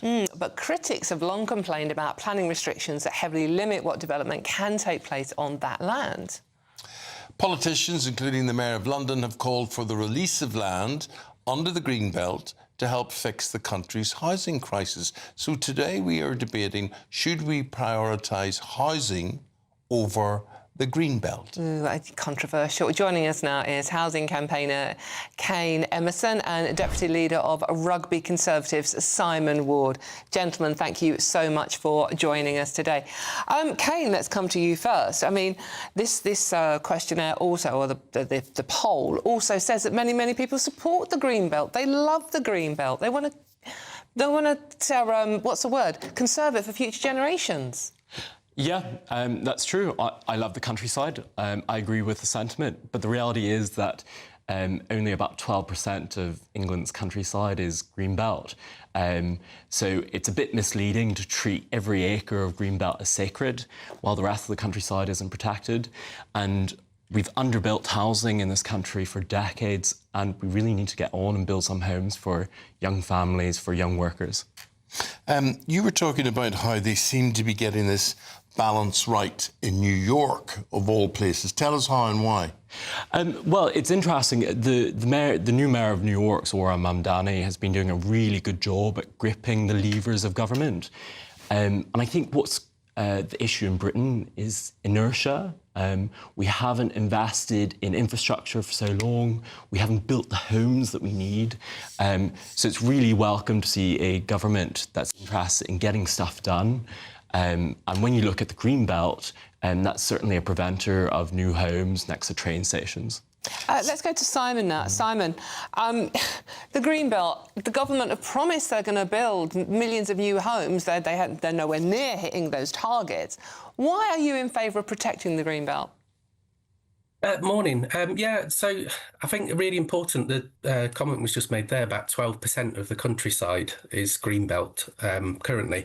The whole thing is once it's gone, and obviously there's huge benefits to the Greenbelt, you know, in terms of protecting urban sprawl, just protecting the environment, things like flood risks that we have. It's just so important that we protect the Greenbelt as much as we can. Yeah. But what about the point that a lot of the areas we classify as Greenbelt aren't actually the green and pleasant land of, you know, England and Wales and Scotland? They are like scrubbly areas on the outskirts of villages and towns. Surely we can build on those.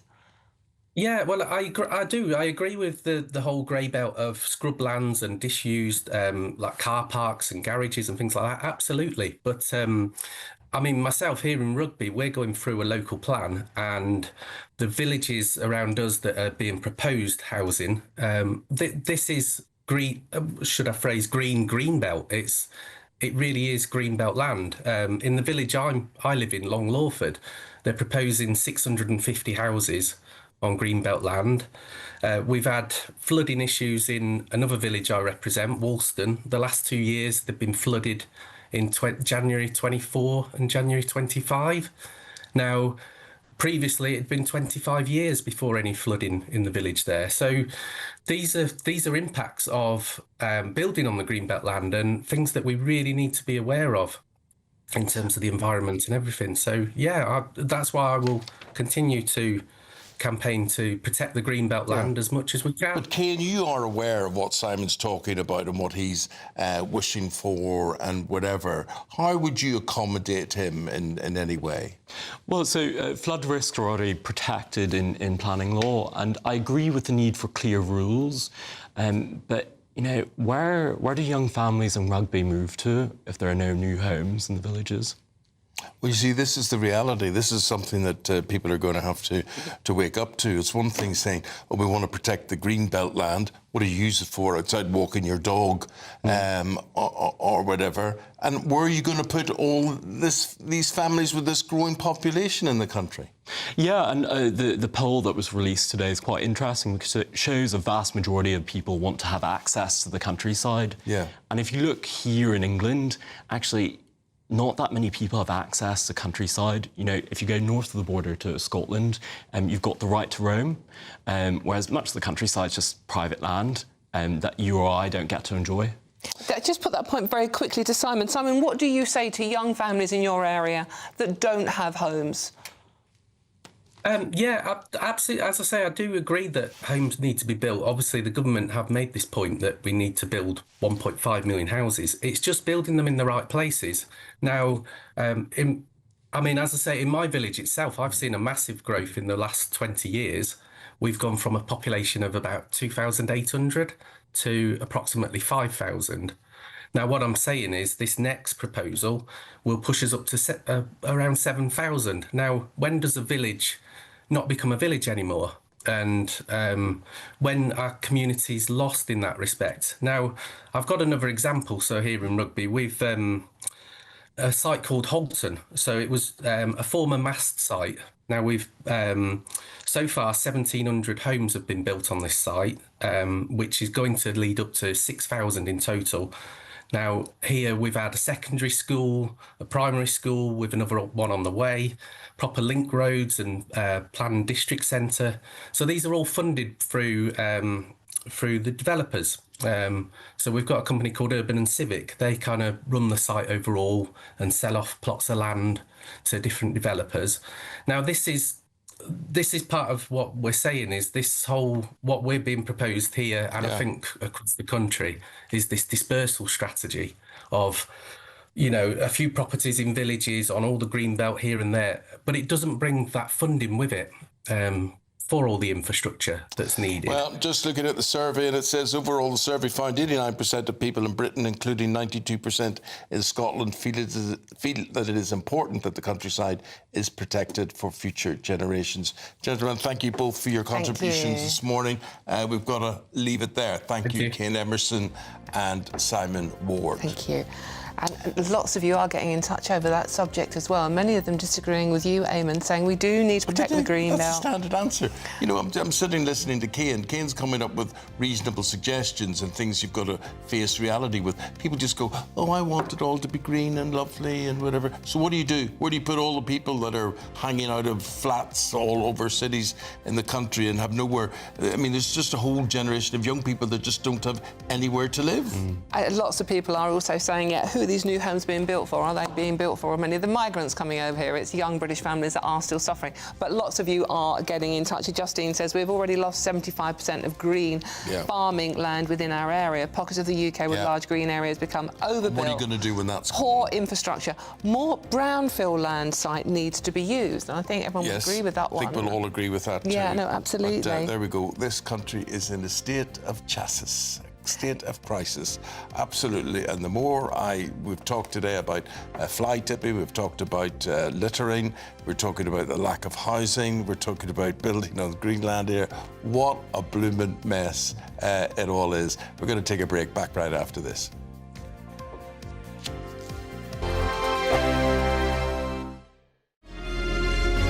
Thank you for making us Britain's #1 news channel.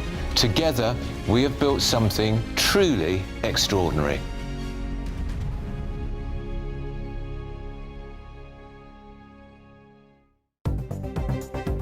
Good morning. This is the latest AI travel news from gbnews.com. On the M90 Queensferry crossing, southbound lanes are restricted due to a road incident.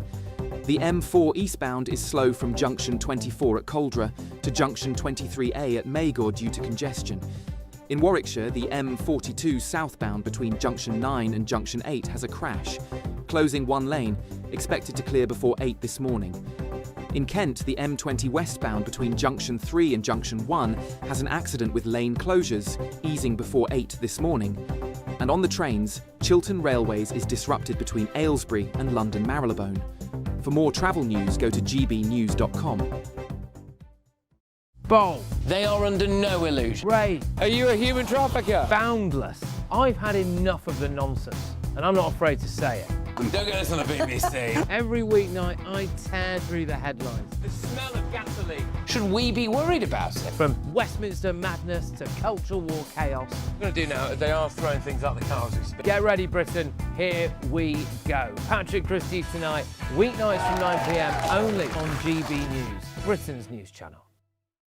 Hi, I'm Michelle Dewberry, and my show is your opportunity to cut through all the noise and dive in headfirst to some robust debates. Ideas clash. Situation, isn't it? No, because the failure is you're deliberately avoiding my point. Nothing's held back. And if you think this is the end of it, wait for more. And we do not shy away from the difficult stuff. Sometimes I want to shake people and say, if only you understood. So join me on Jubes and Kerr weeknights at 6 p.m, only on GB News, Britain's news channel.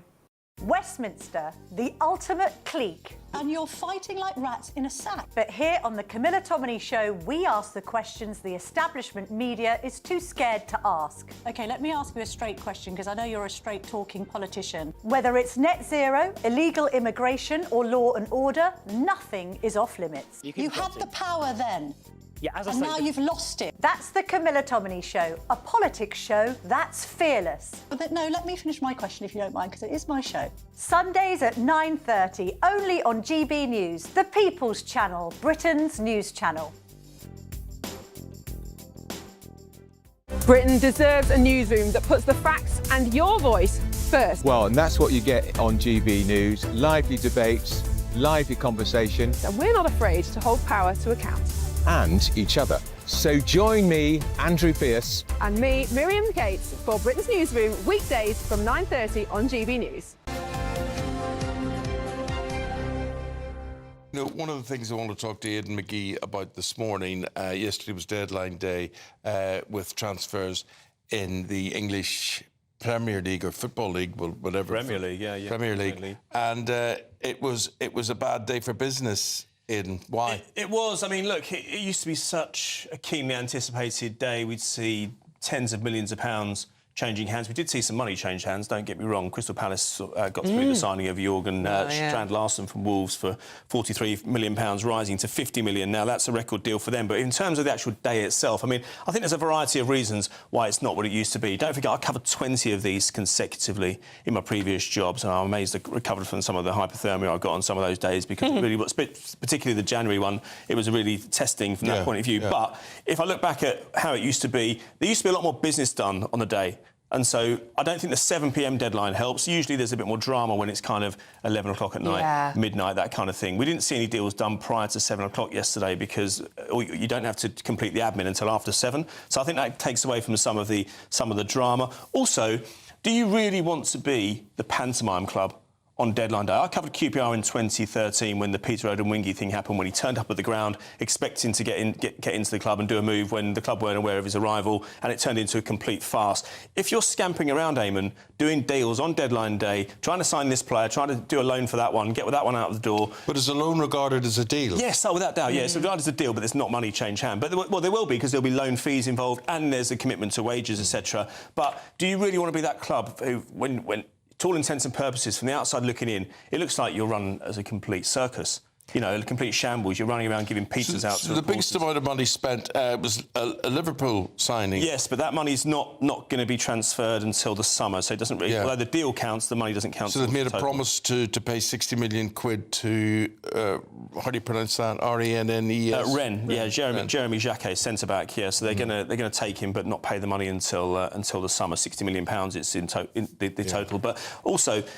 if you've got the money and you've got the wherewithal to do a deal, Eamonn, why wait until the end of January? Yes, of course, you know, you might need to sell a player first, but if you can get a deal done in early January, why wouldn't you do it? Because by the end of January, you missed the FA Cup third round, you probably missed 4 Premier League fixtures. Yes, yeah. If the player's eligible for Europe, you might even miss a Champions League game as well, if you're Arsenal, for example. But it's rare to get a player criticising your club, and that's what we've got at Spurs, isn't it? What's happened Yes, there? I know. So that's Christian Romero, much maligned in some ways, because although he's been scoring a few goals at the other end, he's not really been doing his defensive job that well this season. But, yeah, he just laid into the club. It's not the first time. I think he smacks of somebody who wants to move, because he said that... this is after the 2-2 draw against Manchester City. He said, well done to all my teammates. Sad I couldn't be out there after half-time because I got injured, but we only had 11 fit players able to take to the field. Now, he's described this as a disgrace. Now, it's clearly aimed as a dig at Tottenham for their kind of, you know, dormant transfer dealing. They did sign Conor Gallagher, but they got one other loan done, and they sold Brennan Johnson, who was their top scorer last season. But our window's closed on you, unfortunately, Aidan, as well. Slam it shut. Thank you very much indeed for that. We'll take a break. Iguanas in Florida. They're up trees, but they're falling out of them. Why? Well, you can find out with our paper review with David Wooding and Anna Firth. Back after this.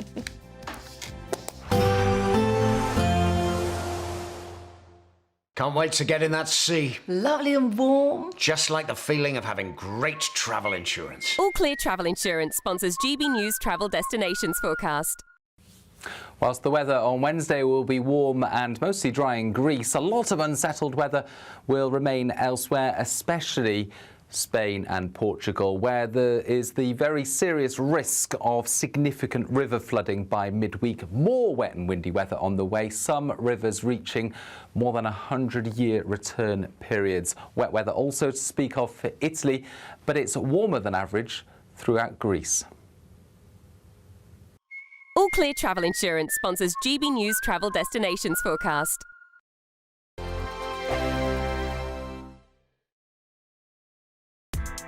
Join me, Nana Okoye, for an informative, interactive news programme with a difference. It's fun. No, he didn't say that, though. I'm so surprised. I think there's an element of truth to that. Join me from 3 p.m. every weekend, only on GB News, Britain's news channel. This is GB News, Britain's news channel. It does feel like a bit of a bonus Olympics, you know. I didn't necessarily believe I'd be still competing at 39, but obviously still able to do it. So looking forward to going into my last games, my 5th one, and give it my all once more for our nation. What is it feels it more than anything else? I mean, imagine when I watch slalom, I'm thinking of the knees. Is that the thing? Because especially being the age or as young as you are, is that the thing that usually goes? Because everything looks pretty good at the moment, Dave. No, I think it's more my hairline than anything. You know, the stress is it the worry? Is that what it is? On the old scalp. No, very fortunate that my body's really good. Sit here with no pain, so that's why I can still do it. That's why I can still train hard. And yeah, the mental side of it's tough, being away from the family, but otherwise, all good. It's a real, I would imagine, this is as someone who's dabbled in ski. I love watching ski. Me and Eamonn have spoken about it, from watching Ski Sunday with David Vine back in the day, and I remember Ingemar Stenmark, etc., doing the slalom. It's a very technical event, I would imagine. It's not like the downhill where you just fly down. It's both. You've got to cover both. So the adrenaline, I guess, can help, but being technical, you've got to be thinking the whole time. Yeah, absolutely. And what people sometimes don't understand is we don't get to practice the course before. We have half an hour to inspect. No, we have half an hour to inspect 75 gates.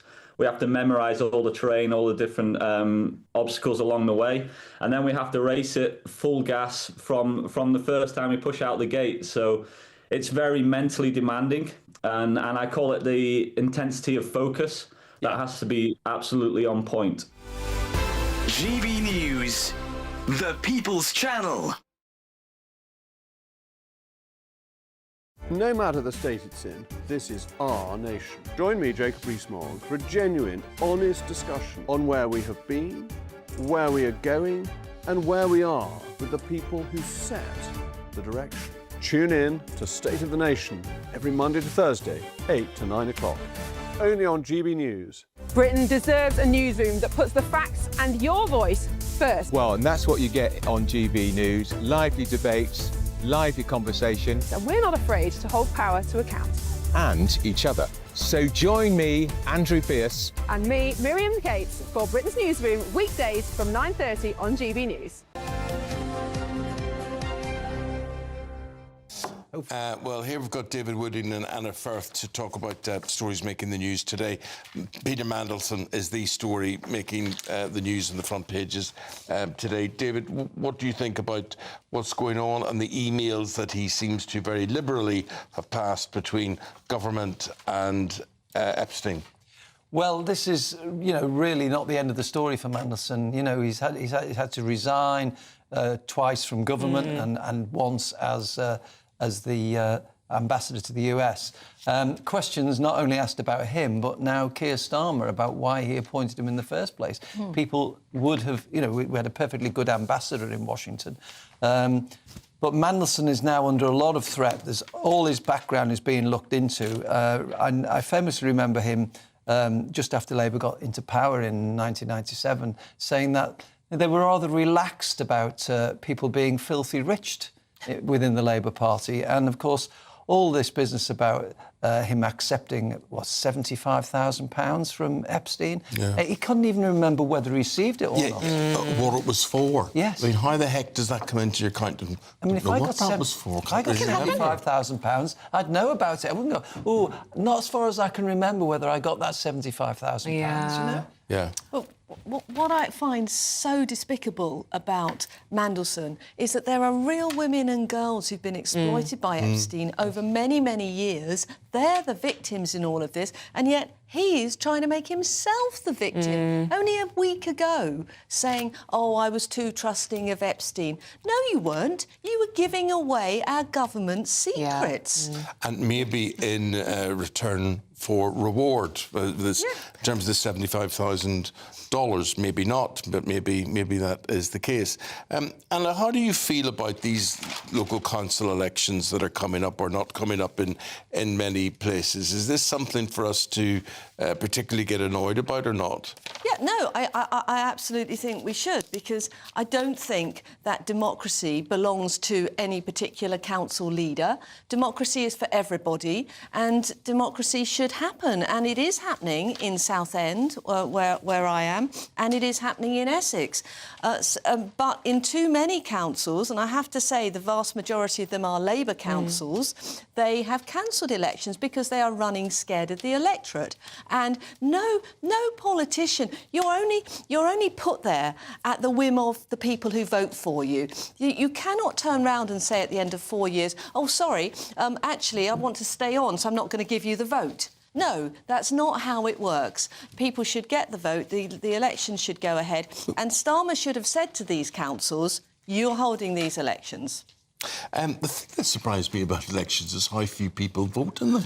It's under 30%. Traditionally in local elections, I suspect, though, maybe, David, that people would have been more likely to vote in this set of elections because there is so much at stake here this time. Yeah, and people have a real sense of feeling about the government and want to make a protest vote. Also, there's more choice than ever for people now, because you've got the Greens, you've got possibly still Jeremy Corbyn's party, although it's in a bit of trouble, on the hard left. No, I think that's been wound up, hasn't it? Well, you've got... Oh, your party is no longer your party. Well, no party. Crying if they want to. But OK, I mean, you're going to have these independent Islamist-supporting parties, and then you've got Reform, the Conservatives. Yeah. There's such a big choice, so people are going to be shopping around. Yeah. Do you think it is really the end of that two-party system? You've been in politics for a long, long time, David. Is it really over for the Conservatives and the Conservatives and Labour? A lot depends whether Nigel Farage and Reform can make it through to the next election in one piece, because they're going to get one hell of a thumping on the way there, because Labour and the Conservatives will be digging so much on about them and trying to discredit them, because they are in the lead. So if he gets through them and has a good election, then it could be the end of the three. But I think the gloss is already coming off the Reform Party. If you actually look at the graphs, you know, they are now declining, and actually the Conservatives are now tipping up again. Now, you'd say obviously we're coming from a low base, but actually in a lot of the polls about who do you trust most on the economy, Kemi Badenoch is actually coming out on top. OK. Well, what about we build a massive, great big arch? Would that detract people from what's going on in politics? Because that's what's happening in Donald Trump world, isn't it? Well, yes. The president wants to build a big arch, which will be bigger than the Arc de Triomphe, and it's being dubbed the Arc de Trump, because it will leave that in the shade. But the problem is there's a bit of a dispute going on in Washington, D.C., because a lot of the politicians and, of course, the conservationists there say it's going to overshadow all the big memorials. I don't know if you've ever been to Washington. I've been on several trips with prime ministers, and I once went there for a holiday because I wanted to see it as a tourist. It's amazing. There's the Lincoln Memorial, the Washington Memorial, and all these legendary presidents have all got their monuments. And it does smack a little bit of President Trump wanting one with his name on before he even pops his clogs. I agree with that, but the difference here is normally with all these big memorials, it's a foundation that's set up that wants to memorialise the president. You know, the Margaret Thatcher Foundation wants to have a statue of Margaret Thatcher. It's not normally the person themselves. You know, this is a typical Trumpism, isn't it? You know, appointing himself as sort of the master of the universe and having to have a memorial to himself. In fairness, he says it's because it's the 250th anniversary of the founding of America after the War of Independence this year, and it's to mark that. But, you know, we can't help thinking, can we? There's a little bit of ego involved in it. Not Donald Trump, no, surely not. Well, Anna, the other story is we are talking about cancer with children later on in the show, but cancer rates surge for women, but not men. Yeah, what's going on? I mean, I actually think this is a really serious issue, and it's a small report on the front page of the Daily Telegraph, but showing that the rate of young women in particular getting bowel cancer and thyroid cancer, as well as breast cancer, is up by 16%. And there isn't, I've been digging into it and trying to look into, see if it's covered anywhere else. There doesn't, at the moment, seem to be any clear explanation as to why this is affecting women and not men. The broad points are obesity, junk food and inactivity, but I'm not sure why that would affect young women, because certainly I've got 2 daughters and a son, and the girls are running and cycling, and, you know, my son's going to the gym. They're all active. So we really do need to look into this. Something is wrong here.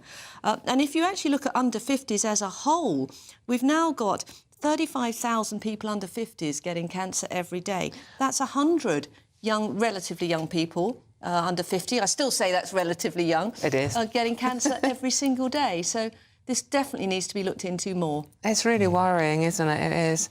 Should we cheer ourselves up by going abroad, David Wooding? Oh, yes, I want to go abroad again. I've only just got back. You've only just got back, haven't you? Great holiday pictures. Yes, we're changing our holiday habits. A lot of people who go abroad now don't see themselves as holiday makers. They see themselves as tourists, and they're going out to look for an experience rather than just putting their feet up and getting an old bronzy. So a lot of things, a lot of trends that we used to have are now being thrown out the window, seen out of date, according to this poll by, it's by a bank, I think, yeah. It's Lloyd's Bank, a survey of 2,000 adults, and it says that getting sunburnt on day one, as 50% of people say, no, that's not what we do anymore. Jostling for the sun lounger at dawn. Now, there's a good one. That's gone out the window.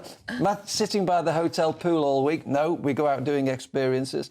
Packing our own tea bags, taking buckets and spades, packing half your wardrobe just in case, and then having umbrellas in cocktails. But the two I disagree with, which I think we still do, or a lot of people still do, because my witness when I go to airports. Number 9, having pints in the morning at the airport. I still see people doing that, and also eating a full English breakfast at the airport. I'm quite partial to that myself too. I'm sorry, a pint or a glass of bubbly for breakfast at the airport is compulsory. I mean, that is like literally, if you don't do that, you're not going on holiday, are you? I mean, come on, it's acceptable. Yes, a lot of people do that. It's 7 in the morning, you see them knocking back pints in the Gatwick or Heathrow, yeah. Yeah, the bubbly maybe. I couldn't tackle a pint at 7 in the morning. After the bubbly, maybe. That's why you're called Dawn. Well, exactly. I just want to bring you some breaking news. The space rocket launch for NASA's mission around the moon has now been delayed until March due to a fuel leak in a wet rehearsal. There you go, a wet rehearsal. Well, a wet rehearsal. That is, yeah. We've got a quick time for one final story. You do iguanas? Yeah, because I love this story. It's quite fun, isn't it? It's all the things falling from the sky. Yeah, it's bizarre. Poor iguanas. So what is it? What's going on with iguanas? Somebody speak in my ear. I'm not getting any sound in my ear. Somebody speak to me. So it's Florida have got an Arctic-style weather blast, and they have 1 million iguanas in Florida, and they're falling out of the trees. They've got too cold. Because they're like popsicles. They're frozen. Yeah, not completely frozen. It says they've fallen into a state of torpor, whatever that is. Well, it's what happens if you drink too much at the airport before you get on the plane, to be honest with you. They're on that pavement heating up in the sunshine. Yeah. Well, they're like rats in Florida, aren't they? They treat them like the vermin, to be honest with you. That's exactly it. They're slightly cuter than rats, I would have thought. Much cuter, I would have thought. Yeah. OK, you two, thanks so much for now. We'll see you next time round. Thank you. And talking of the weather in Florida, what's it doing over here? Gonna find out. Here's Aidan McGivern.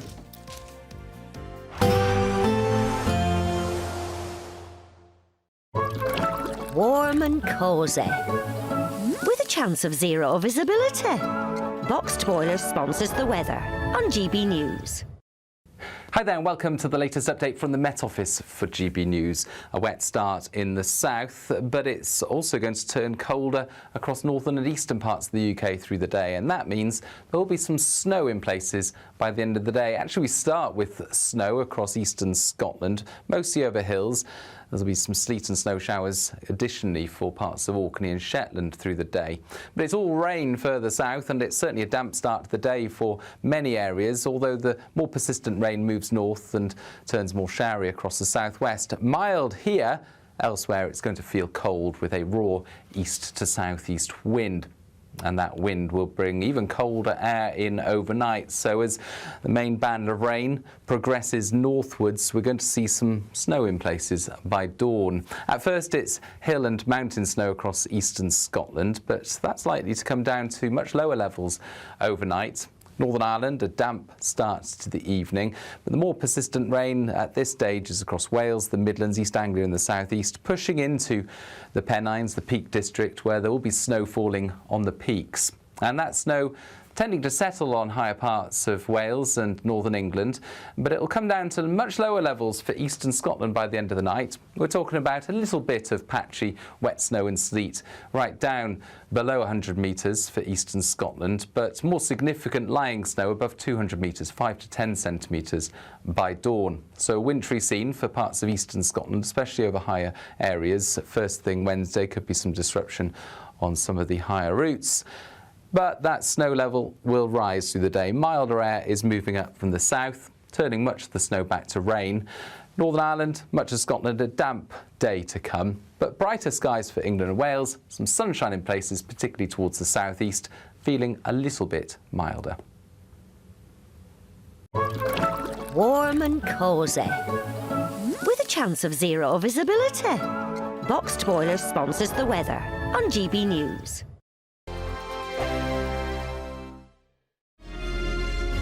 Thank you, Britain, for helping us reach 10 million followers across our social media platforms.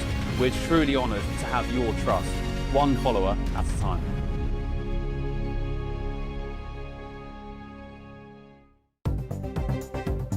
Good morning. This is the latest AI travel news from gbnews.com. On the M8 westbound at junction 17, a broken down vehicle is currently restricting traffic flow. Significant congestion is also reported on the M4 eastbound from junction 24 at Coldra to junction 23A at Mega. In Warwickshire, the M42 southbound between junction 9 and junction 8 is experiencing delays of around 30 minutes due to a road traffic collision with one lane closed. And on the trains, Great Western Railway reports disruption on several routes, while Greater Anglia has suspended all trains between Stowmarket and Norwich. For more travel news, go to gbnews.com. We want you to set off on the destination of your dreams this year, as you could win an incredible holiday for two worth £10,000. Courtesy of Riviera Travel, you'll get to choose from 47 tours in over 30 worldwide destinations. We'll also give you £30,000 in tax-free cash to make sure you really make a splash this summer. For a chance to win, text WIN to 63225. One entry costs £2.50 plus one standard network rate message. Or text BONUS to 63225. 5 entries cost £5 plus one standard network rate message. Go to gbnews.com/win. Entries start at £2.50. Call 0903 686 3232. Calls cost £2.50 plus your network access charge. Or post your name and number to GB19 PO Box 8690 Derby DE1 9TT. UK only. Entrance must be 18 or over. Lines close at 4 p.m. on the 27th of February. Please check the closing time if listening or watching on demand. Good luck. At GB News, we love to hear from you, our loyal community. So drop us a line at gbnews.com/yoursay. There you can talk to each other and also to the presenters live on air. gbnews.com/yoursay, because GB News is your channel, Britain's news channel. Join me, Nana Okwir, for an informative, interactive news programme with a difference. It's fun. No, he didn't say that, though. I'm so surprised. I think there's an element of truth to that. Join me from 3 p.m. every weekend, only on GB News, Britain's news channel. In the GB Newsroom, we bring you the news as it happens. With our team of dedicated journalists across the UK. We're ready to keep you up to date with what's happening every half an hour, every single day. Bulletins here on GB News, the People's Channel, Britain's news channel. A really important thing about GB News, and it's brought something completely different to the landscape. The mainstream is all about keeping the status quo as it is, ticking along quite nicely. They don't want to ask difficult questions. GB News exists because there is a desperate need for fearless journalism that puts the people first. GB News came on the scene as a disruptor, and it has always been a disruptor ever since. Journalism in this country has been a cosy world full of groupthink until now. Well, the reality is that most British journalists are afraid. That's not GB News. Journalism is journalism at the end of the day, and we're not here to serve any masters. Our masters are our audience. We're here to talk about things in a way that have never been broadcast on British airways before. Do not miss a moment on GB News. The #1 news channel in the country.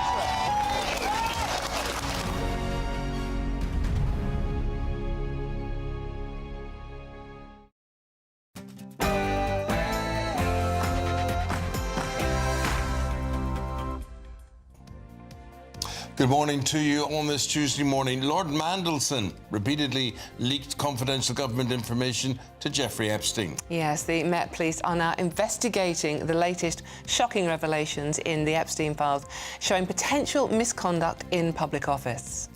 Well, he appears to have leaked an economic briefing to the then convicted sex offender who was serving a jail sentence at the time for soliciting prostitution from a minor.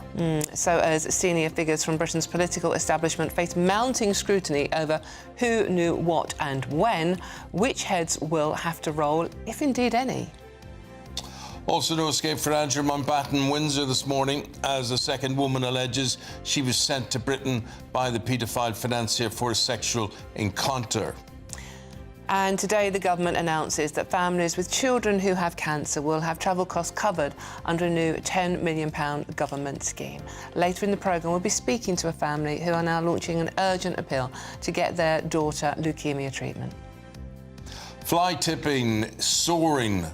We will be live in Wigan this morning, where the community there faces dumping of illegal rubbish, and it's been dubbed one of the most dangerous of its kind in the country on land partially owned by the King, would you believe? The quietest transfer deadline day ever. Premier League clubs were slow to reach for the chequebook yesterday, with Tottenham's Christian Romero branding his club's dealing disgraceful. And elsewhere, could Cristiano Ronaldo be about to go on strike in Saudi? Find out later this hour. It's another wet start in the south this morning. It's a cold start in the north. And as the cold air in the north mixes with the rain further south, there'll be some snow overnight in a few places. More on that coming up in the forecast very soon. Hello there on this Tuesday morning. I'm Eamonn Holmes. I'm Dawn Newsroom. It's just gone 8 o'clock and this is GB News Breakfast.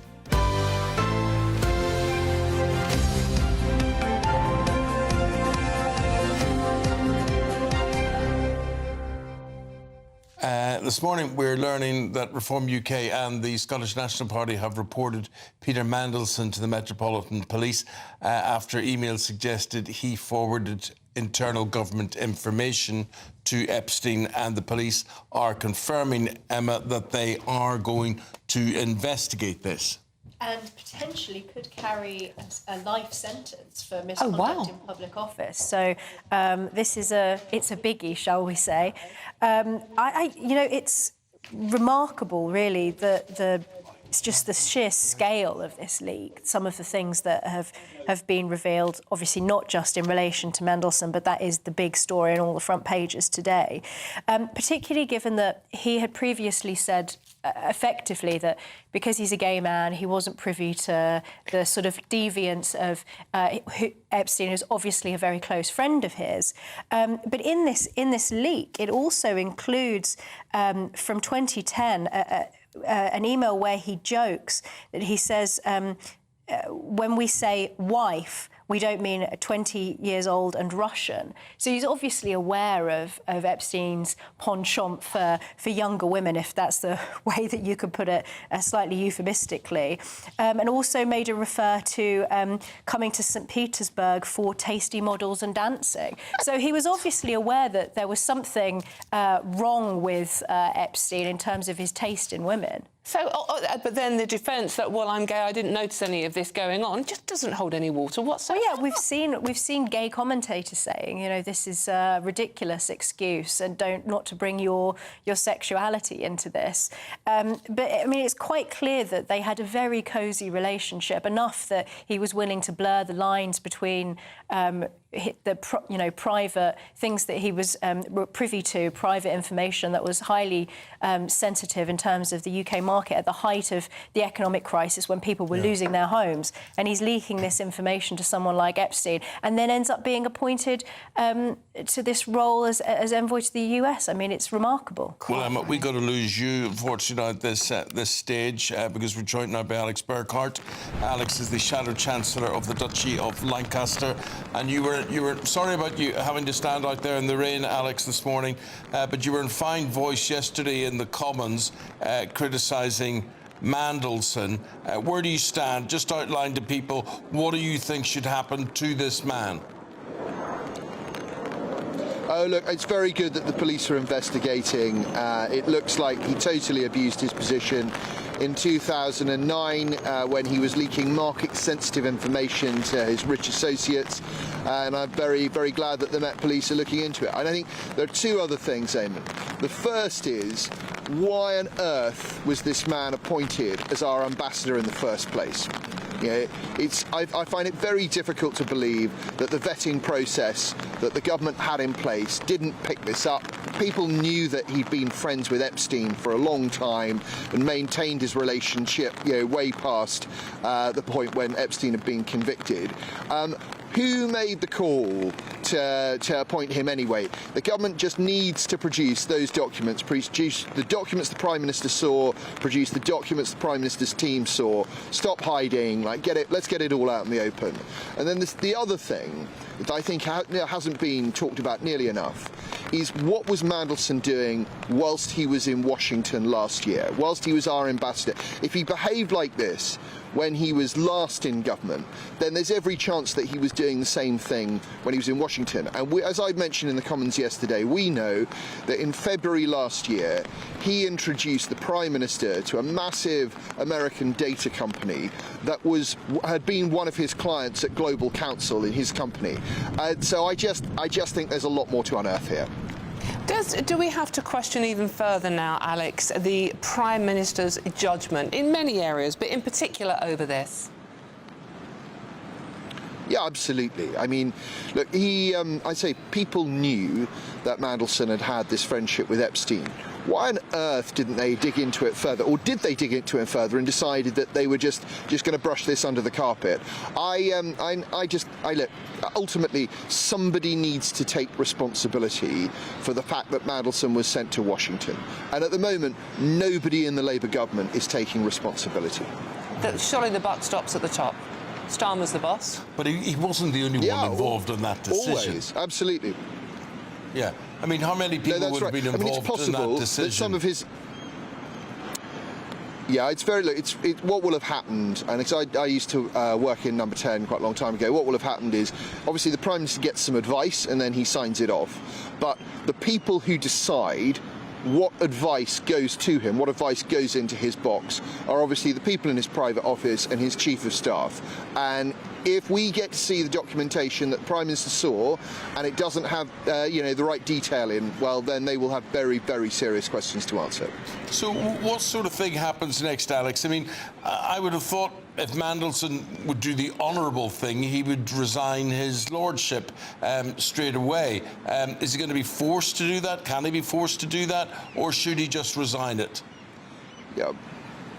I mean, I would hope that he would just resign it, to be honest, and I think that would be the noble thing to do. But I suspect he won't do that. So we've got to go through a process because, as you said, the police are investigating. Let them do that. We believe in due process, and obviously there's a process that you go through in the House of Lords, which I think, if he was convicted, would be extremely straightforward. So yeah, none of this needs to take very long. Alex, the other subject we want to talk to you about today, one very close to the heart of our viewers, is yesterday Eamonn and I interviewed Siobhan Wright, the mum of Rhiannon Wright, who you will obviously know is the young woman that was murdered at a train station by an illegal immigrant into this country. Siobhan was telling us that she has heard nothing from any Labour government minister or shadow government at all. Why have you not been in touch with this woman? I'm very sorry to hear that, and I will go and talk to the team about that once I get off air. I can only just send her my sort of deepest condolences for what's happened to her family. It must be incredibly difficult. So you say to us that obviously Kemi Badenoch is a woman. This should be close to her heart as well. She's spoken many times about the safety of women and girls in this country, in particular in the light of illegal migrants crossing the Channel. So you can say to us here and now that you will do something. You will contact Siobhan Wright and her family to discuss this issue. I'll go and talk to Kemi's office. I mean, as you know, Kemi has met, for example, with the victims of the grooming gangs many times, and victims of many other crimes, and she's always very keen to hear from people who've been affected. Yeah. Alex, just a final word about this Metropolitan Police investigation into Mandelson. What way would you see that going? What would they need to know, and what will they be reviewing? So the government will have to go back and dig up the files from 2009, and it'll be a question as to what what they've kept on record, and what they managed to find. But they will be under, they'll be under enormous pressure to finally come clean. hopefully, because we can see from the Epstein leak, from the documents released by the Justice Department, Mandelson was using government devices and government email addresses to contact Epstein on occasion. So that ought to make it easier. But I imagine that I hope that the police will also want to look at the allegations that Mandelson received quite large sums of money from Jeffrey Epstein and put the two and two together. Alex, thank you so much. That's Shadow Chancellor of the Duchy of Lancaster, Alex Burkhart, there for you. Appreciate your time. Thank you. Sorry about the rain and the conditions and your dodgy earpiece. So you did very well. All those things together. We'll leave it there. Thank you. Thank you, Eamonn. Not at Very all. kind. Bye-bye. Take Bye-bye. care. Emma, still with us, Emma Trimble, writer and broadcaster. Emma, saying there that, you know, someone has to answer in Labour what happened with the whole Epstein situation. Yeah, I mean, you said it, Dawn, the buck has to stop with Keir Starmer, even if it is the case that the information that he was given by his advisors wasn't comprehensive or the vetting process wasn't thorough enough. That the buck still stops with Keir Starmer. The appointment of advisors needs to be questioned. You know, who are the people who are being trusted to provide this information to the Prime Minister? Who is the Prime Minister choosing to trust when it comes to this sort of thing? And this is a huge appointment, the Ambassador to the United States. And the question that it raises for me really is, why was Mandelson the choice for the United States? Was it because he has all of these connections in American politics that he was placed there in the first place? Because those connections are, of course, entirely embroiled in this entire saga. OK. Emma, thank you for your contributions throughout the morning. Appreciate it. Thank you. Have your say, get in touch with us and register what you want to talk about as well. Well, it's not over for Andrew Mountbatten Windsor and Sarah Ferguson. Our royal reporter Cameron Walker joins us in the studio. And Cameron, the repercussions of Sarah Ferguson she keeps growing and growing and growing.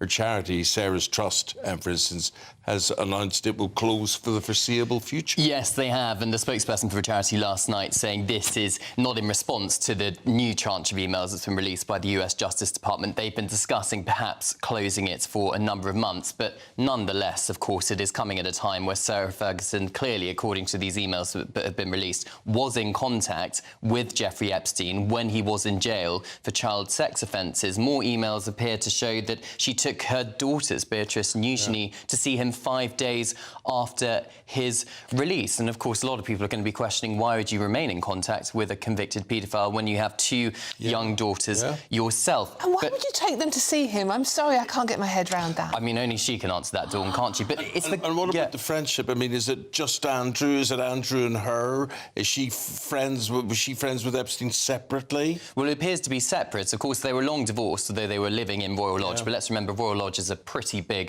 property. They can avoid each other if they wanted to. I think there is some affection there, but I think the connections, but they never went to see Epstein together, put it that way. Okay.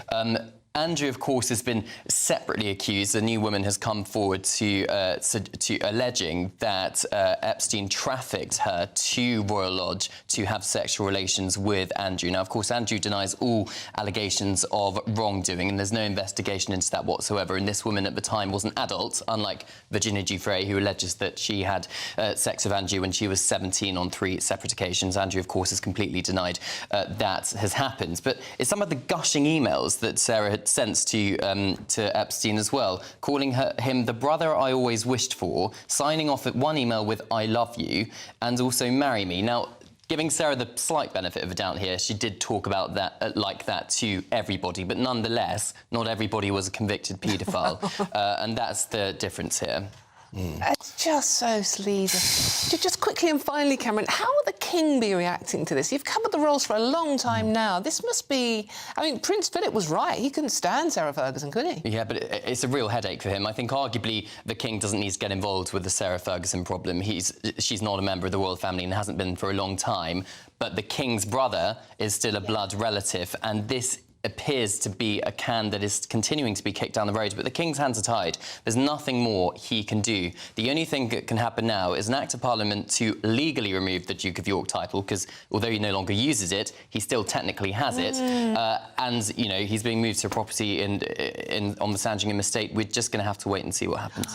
You probably know, Cameron, that Sarah Ferguson, she's delightful company. She's very, very, very nice individual. What is her constant obsession with money? Why does she always need money? Well, she appears to have got herself into so much debt over the years. I think when she divorced Andrew, of course, the lifestyle in which she became accustomed to, she could no longer afford, but tried to afford it. And she just, it appears, she continued to make wrong decision after wrong decision. Whether or not, perhaps it was with good intentions to try and make money. But I think when you, as we've seen with Mandelson and others, you get in contact with someone like Epstein, who gives it all of you effectively on a plate, it really, you know, your judgment is questioned. Cameron, appreciate it. Thank you very much indeed. 16 minutes past the hour. Thank you for your company, whoever you're watching or listening today. What's happening out and about? Here's the weather picture with Aidan McGivern.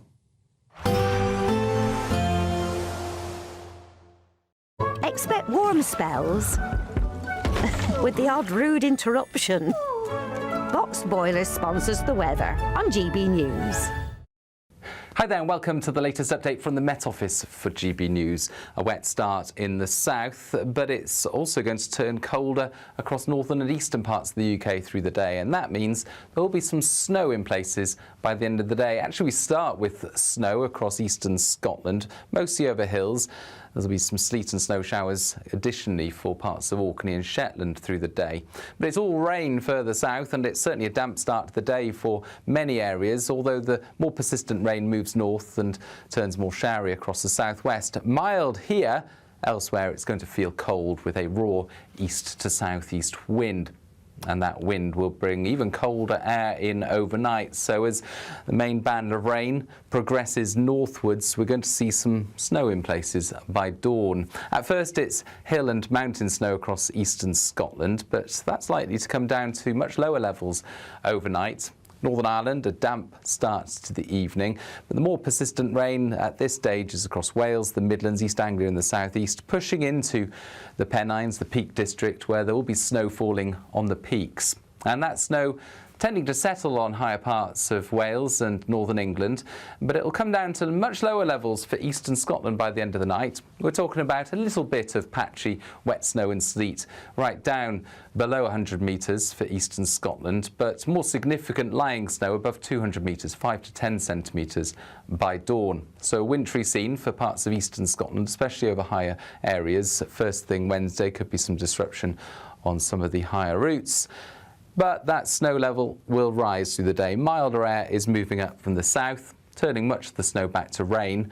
Northern Ireland, much of Scotland, a damp day to come, but brighter skies for England and Wales, some sunshine in places, particularly towards the southeast, feeling a little bit milder. Expect warm spells with the odd rude interruption. Box Boiler sponsors the weather on GB News. Do you want me to do this? Hello. We're talking about the new competition, the Great British Giveaway, and it is a goodie. And as usual, in our traditions here, it's top notch. It really is. There's a £10,000 holiday for two, but it just doesn't end there. No, and it's £30,000 in tax-free cash as well. Oh my God, it sounds wonderful. Here's Hayley with all the details for you. This year, the adventure of a lifetime could be on us. Courtesy of Riviera Travel, there's a terrific £10,000 holiday for two to be won. You could be here exploring the magic of Egypt on a Nile River cruise. Or choose from over 30 worldwide destinations like Thailand, South Africa, New Zealand or even Sri Lanka. And because they have over 40 years experience with handcrafted tours, you'll be safe in the knowledge that every step of the journey will be planned with you in mind. We'll also also boost your bank account with a fabulous £30,000 in tax-free cash, which you'll be able to spend however you like this year. So what are you waiting for? For a chance to win, text WIN to 63225. One entry costs £2.50 plus one standard network rate message. Or text BONUS to 63225. 5 entries cost £5 plus one standard network rate message. Go to gbnews.com/win. Entries start at £2.50. Call 0903 686 3232. Calls cost £2.50 plus your network access charge. Or post your name and number to GB19, PO Box 8690, Derby DE1 9TT. UK only. Entrance must be 18 or over. Lines close at 4 p.m. on the 27th of February. The winner may be contacted live after all entry routes are closed. Please check the closing time if listening or watching on demand. Good luck. There's been a big government announcement today, which we've been covering on the programme. They have announced that families with children who have cancer and have travel costs, they will have these travel costs covered, so they may travel to the USA or whatever to get the best treatment. The travel costs will be covered. The government are putting 10 million quid towards all of this. How far will that go? Well, up next, what are we doing? We're speaking to a family who are now launching an urgent appeal to get their daughter, who has leukemia, special treatment that she needs. This is GB News Breakfast with Eamonn and Dawn.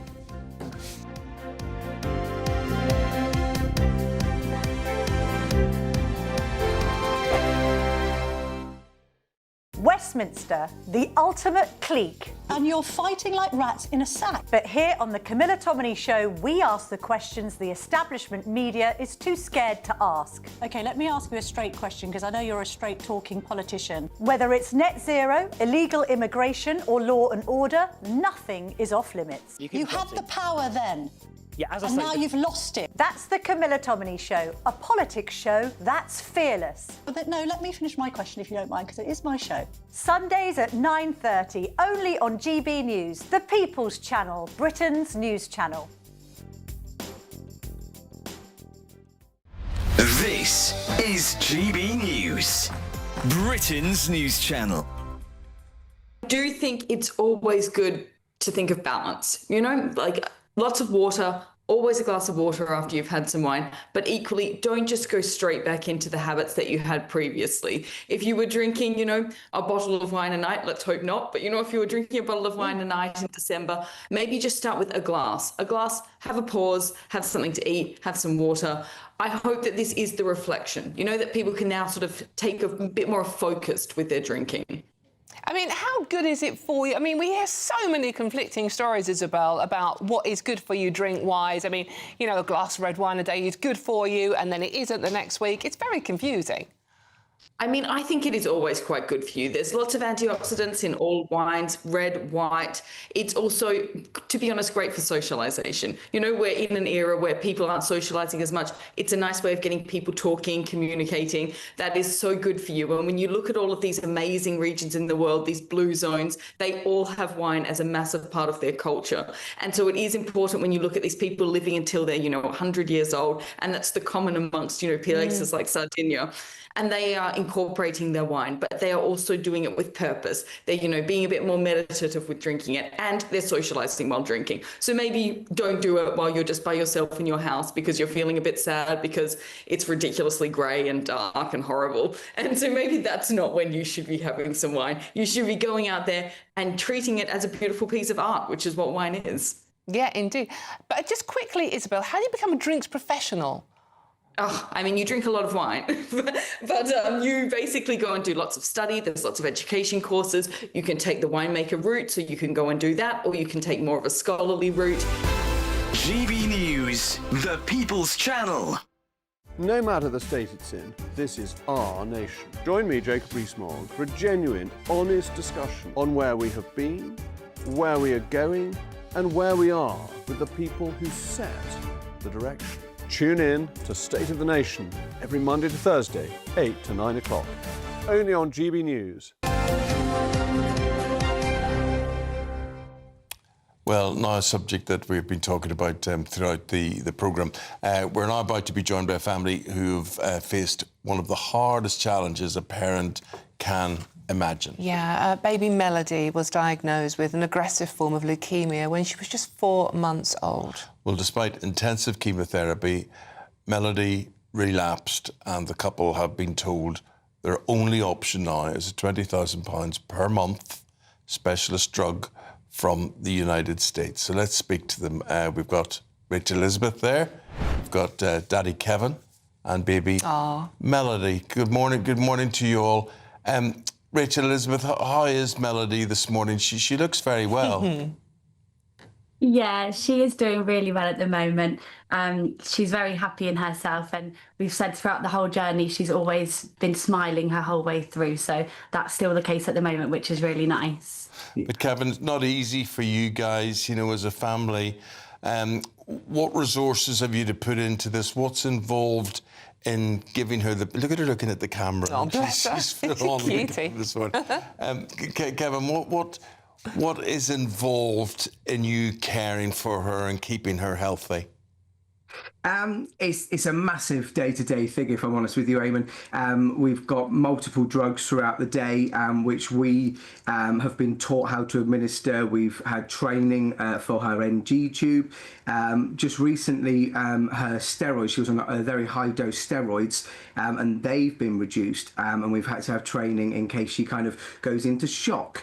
We have to give her a special injection that we kind of have to carry around everywhere. So it's something that we kind of live, breathe day in, day out, just to keep her well. But as Rachel says, she's happy, she's smiling, and that was actually kind of our initial thing back, like all those months ago when we realised that she was poorly. That was the first thing that went wrong, is that she wasn't smiling, she wasn't a happy self, and we just knew that something wasn't quite right. And she's already been pulled through so much for a little tot. She's had so much treatment, which is traumatic for adults. I mean, here she is smiling and happy, but she does need this extra treatment. Can you tell us more about what she does need? Yeah, so after her bone marrow transplant that she had at Great Ormond Street Hospital, she sadly relapsed. And so now all of the treatment options available in the UK have been completely exhausted. We've managed to find a specialist drug in America. It's a new type of chemotherapy called a menin inhibitor drug. And that is her now final remaining chance to be able to reach remission.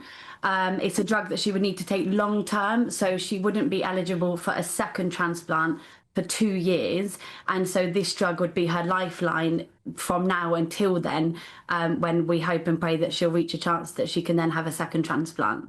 Now, Rachel Elizabeth, you're talking about a drug there, but will there be an operation at all involved in this? In other words, what I'm trying to do is to tie in how the government's announcement today would tie in, and would it help you guys in any way? No, there isn't an operation involved or any sort of surgery. So this drug, amazingly, is just a tablet that Melody would have twice a day.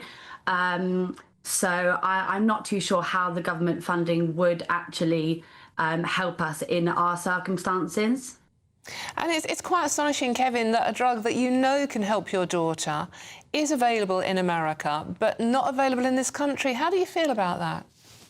I know it is such a shame, but I guess that's how it starts with all the drugs, and we can't blame the NHS and never would blame the NHS for that. Like, we have had so much treatment, specialist treatment, costing thousands of pounds already, and we are so grateful. And we just understand, although it's so hard to fathom that we can't get the drug just as routinely as all the other things that we've been able to get, and this is going to have to be a fight for us to find the money to do it, and we will obviously do it. I think it's one of those things that they can't fund everything, and we do understand that.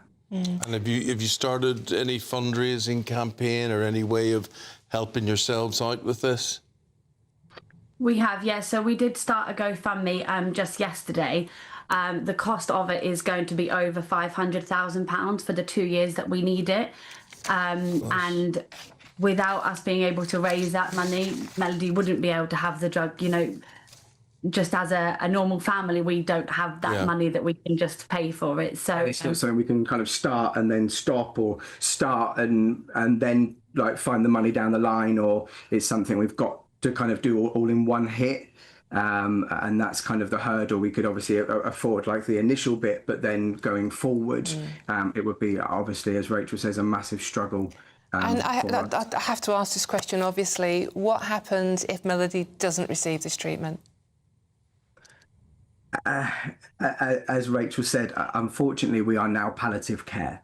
So without this, there is no other option. We have no other option. We have been told to go home and spend our final few weeks together, and without this drug, then there is nothing. Well, Kevin and Rachel Elizabeth, we hope everything for you, everything good for you and Melody, and we pray for you. And you're a lovely, lovely looking family, and she is just the most beautiful Sweetheart. child. And you know, she turns towards this camera, and she's the look. She just owns that picture. She owns that screen today. We can wish you nothing but the very, very best. Indeed. And if we can be of any help here, please get in touch again, and we'll do our best. Thank you. For you, but thank you for your time. very much. That's all. Thank you very much indeed. Bye, Melody. Bye, Melody. Bye-bye. Oh, such a sweetheart. OK, and we will put details of the fundraising website on the GB News website for you if you would like to help that family out. Obviously, we appreciate there are many, many children who are suffering and need help as well. But I mean, yeah, such a wonderful little girl there that needs our help. So thank you very much for that. OK, now it's 31 minutes past 8 o'clock. So if you are travelling to work or school, let's get the traffic for you. Good morning, this is the latest AI travel news from gbnews.com. On the M8, westbound at Junction 17, there are restrictions after an earlier broken down vehicle. The A48M westbound is slow from Junction 29 at Castleton to Junction 29A at St Mellons. On the A1M northbound between Junction 60 and Junction 61, one lane is closed after a crash. The M42 southbound between Junction 9 and Junction 8 is running around 15 minutes late, with one lane shut following a collision. And on the trains, Great Western Railway has disruption on some routes, and Greater Anglia services are affected between Stowmarket and Norwich. For more travel news, go to gbnews.com.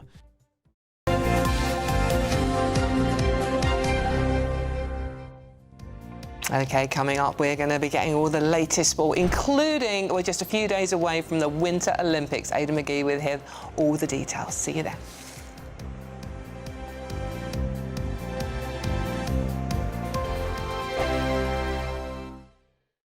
Westminster's full of talk, but out here, it's the real world. Am I allowed to talk then? No, that's it.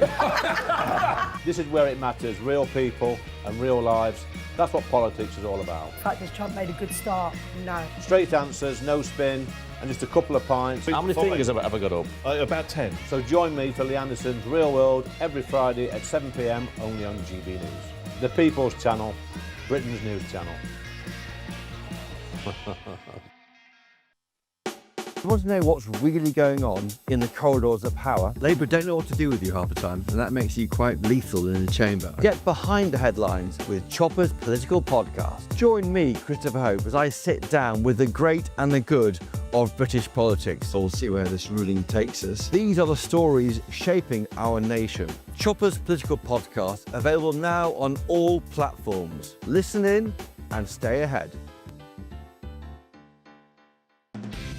Decisions made in Washington aren't just shaping America, they're shaping Britain too. From migration to global security, from crime to health. Whatever happens in the White House today will be felt in your town or city tomorrow. That's why The Late Show is live from Washington, DC. Cutting through the politics to show you what it all means for Britain. The Late Show live every night at midnight. Only on GB News, Britain's news channel. Exciting news. Every Friday, my Patrick Christie's Tonight Show is going to have a twist to it. We're welcoming some special guests. You. That's right, on Fridays I'm going to be doing my show in front of a live studio audience because this show is about you and what you have to say. It's going to be the same big debates, same big topics, same big opinions, But every Friday night at 9 p.m, you are invited to come on down to Patrick Christie's Tonight to be a part of the action. Only on GB News, the People's Channel, Britain's news channel. At GB News, we love to hear from you, our loyal community. So drop us a line at gbnews.com/yoursay. There you can talk to each other and also to the presenters live on air. gbnews.com/yoursay, because GB News is your channel, Britain's news channel. Join me, Nana Okwir, for an informative, interactive news programme with a difference. It's fun. No, you didn't say that, Dave. I'm so surprised. I think there's an element of truth to that. Join me from 3 p.m. every weekend, only on GB News, Britain's news channel. In the GB Newsroom, we bring you the news as it happens. With our team of dedicated journalists across the UK, we're ready to keep you up to date with what's happening every half an hour, every single day. Bulletins here on GB News, the People's Channel, Britain's news channel.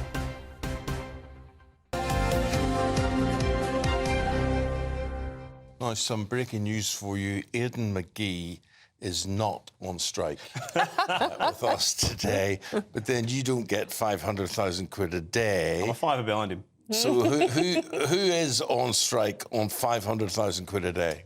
Cristiano Ronaldo, no Why? less. Look, he plays for a club called Al Nassr in Saudi. He moved there, didn't he, 2.5 years ago from Manchester United. Now, yes, as you say, £488,000 a day is his salary. There were reports yesterday in Portugal, Eamonn, that he'd not been named in the squad and that he'd actually was going on strike to all intents and purposes. We waited until last night and they were due to have a game against Al Riyadh, and indeed he wasn't in the starting lineup, he wasn't even on the bench. There's no inclination that he's injured.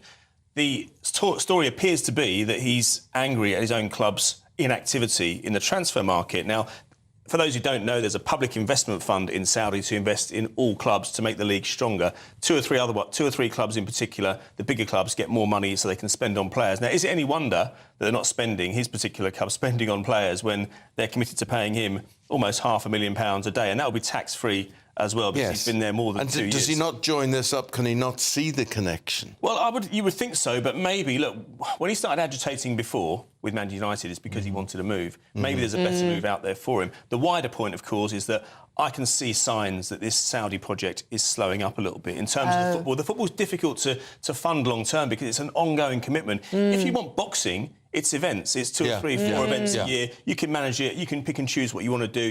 We have such a thing as Riyadh season, don't we, in boxing? Likewise, other sports as well. If you look at Liv, they're pulling away from that because it's an ongoing thing. It's constant. And unless you see results... Is that why Liv's falling apart? I would say so, yeah. I would say so. Look, they've made the investments. There's no... Do we still...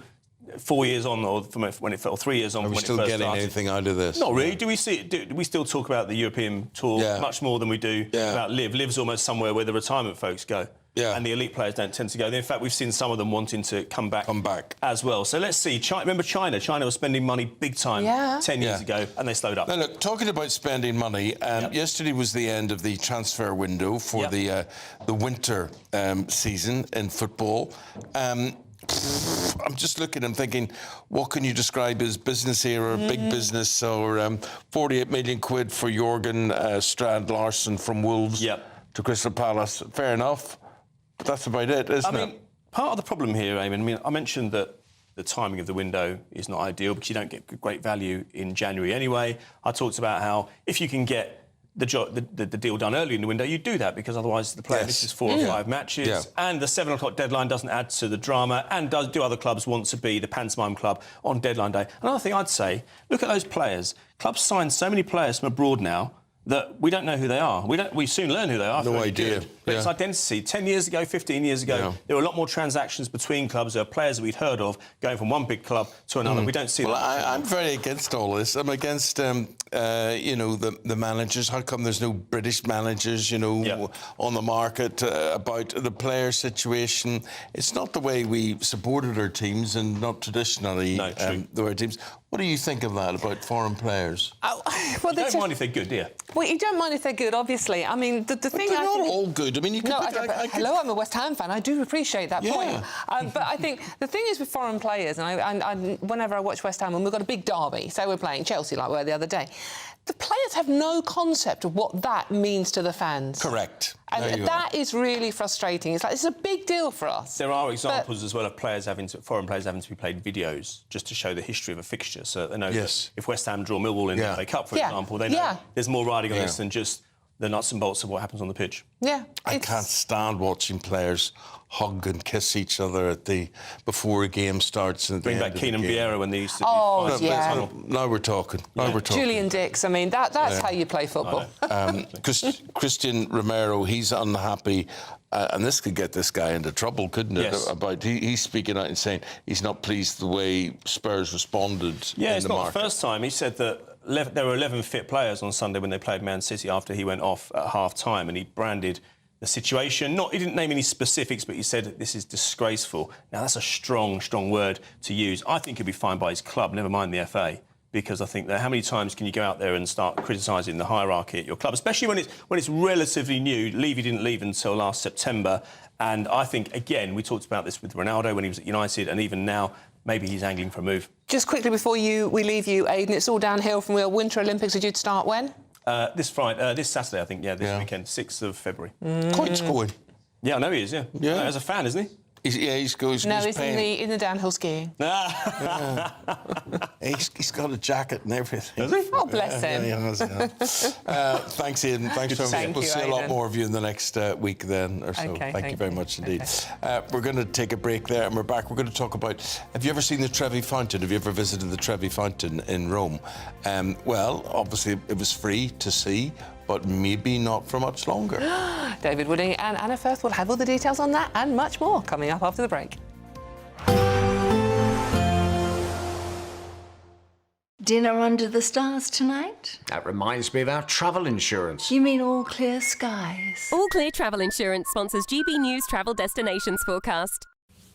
Whilst the weather on Wednesday will be warm and mostly dry in Greece, a lot of unsettled weather will remain elsewhere, especially Spain and Portugal, where there is the very serious risk of significant river flooding by midweek. More wet and windy weather on the way, some rivers reaching more than 100-year return periods. Wet weather also to speak of for Italy, but it's warmer than average throughout Greece. All Clear Travel Insurance sponsors GB News Travel Destinations forecast. Britain deserves a newsroom that puts the facts and your voice first. Well, and that's what you get on GB News. Lively debates, lively conversation. And we're not afraid to hold power to account.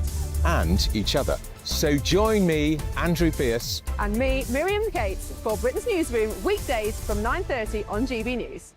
Nana Queer, weekends from 3 p.m. They really are helping people to feel fuller for longer, and that really is the mechanism of the weight loss jab, is that it's making you feel very satiated. It's really slowing down your digestive function, so your body's actually taking a lot longer to break down the food that you have eaten, and therefore people are eating a lot smaller portions, sometimes skipping meals altogether, which is causing some other concerns, but it is resulting in then some really dramatic weight loss results. Now, of course, for some people, this is great because there are some people who are morbidly obese and all the sort of comorbidities that come with that. So, you know, diabetes, you know, heart disease, all those other things. These tablets or these injections are helping people to avoid those. But what are the costs that it comes with? Yeah, I think this is what's really important to talk about, the fact that we do know that there are other comorbidities when people are living in larger bodies, but actually when it comes to using any medication, we've got to use it as a tool and not as it's the only thing we do and we carry on regardless. With these weight loss medications, the side effects that we're seeing and the side effects that are continuing to be listed become more and more concerning. So there are fairly sort of everyday, sometimes too often normalised side effects such as nausea, reflux, gastritis, diarrhoea, constipation. There is way too much normalisation around those side effects happening. And of course, reflux can be quite dangerous because of esophageal cancers. Absolutely. And also rotting of teeth. And also affecting the vocal cords, and that sort sort of thing can lead to certain cancers, can't it? Yeah, absolutely. All these side effects are the body trying to let us know that it's struggling and it's not doing as well as it would like to do. But we've also got other more concerning side effects, such as pancreatitis, gallstones. We're seeing a rise in gallbladder removal surgery, potentially some issues with the kidneys if dehydration becomes an issue as well. GB News, the People's Channel. Do you trust what you're being told? Good, because neither do I. Those are just facts. I'm Alex Armstrong, and on my show, we'll expose the spin. Well, I want to answer that, because you didn't let me last time, because you always speak over me. The broken promises. To deny that is denying the truth. And the hypocrisy. We can allow. You think we can allow. Politics, policy, parliament. Nothing is off limits. No sugarcoating, no fear of offence, just the truth laid bare. Tune in every Saturday and Sunday at 9 p.m. for Alex Armstrong Tonight, only on GB News, Britain's news channel.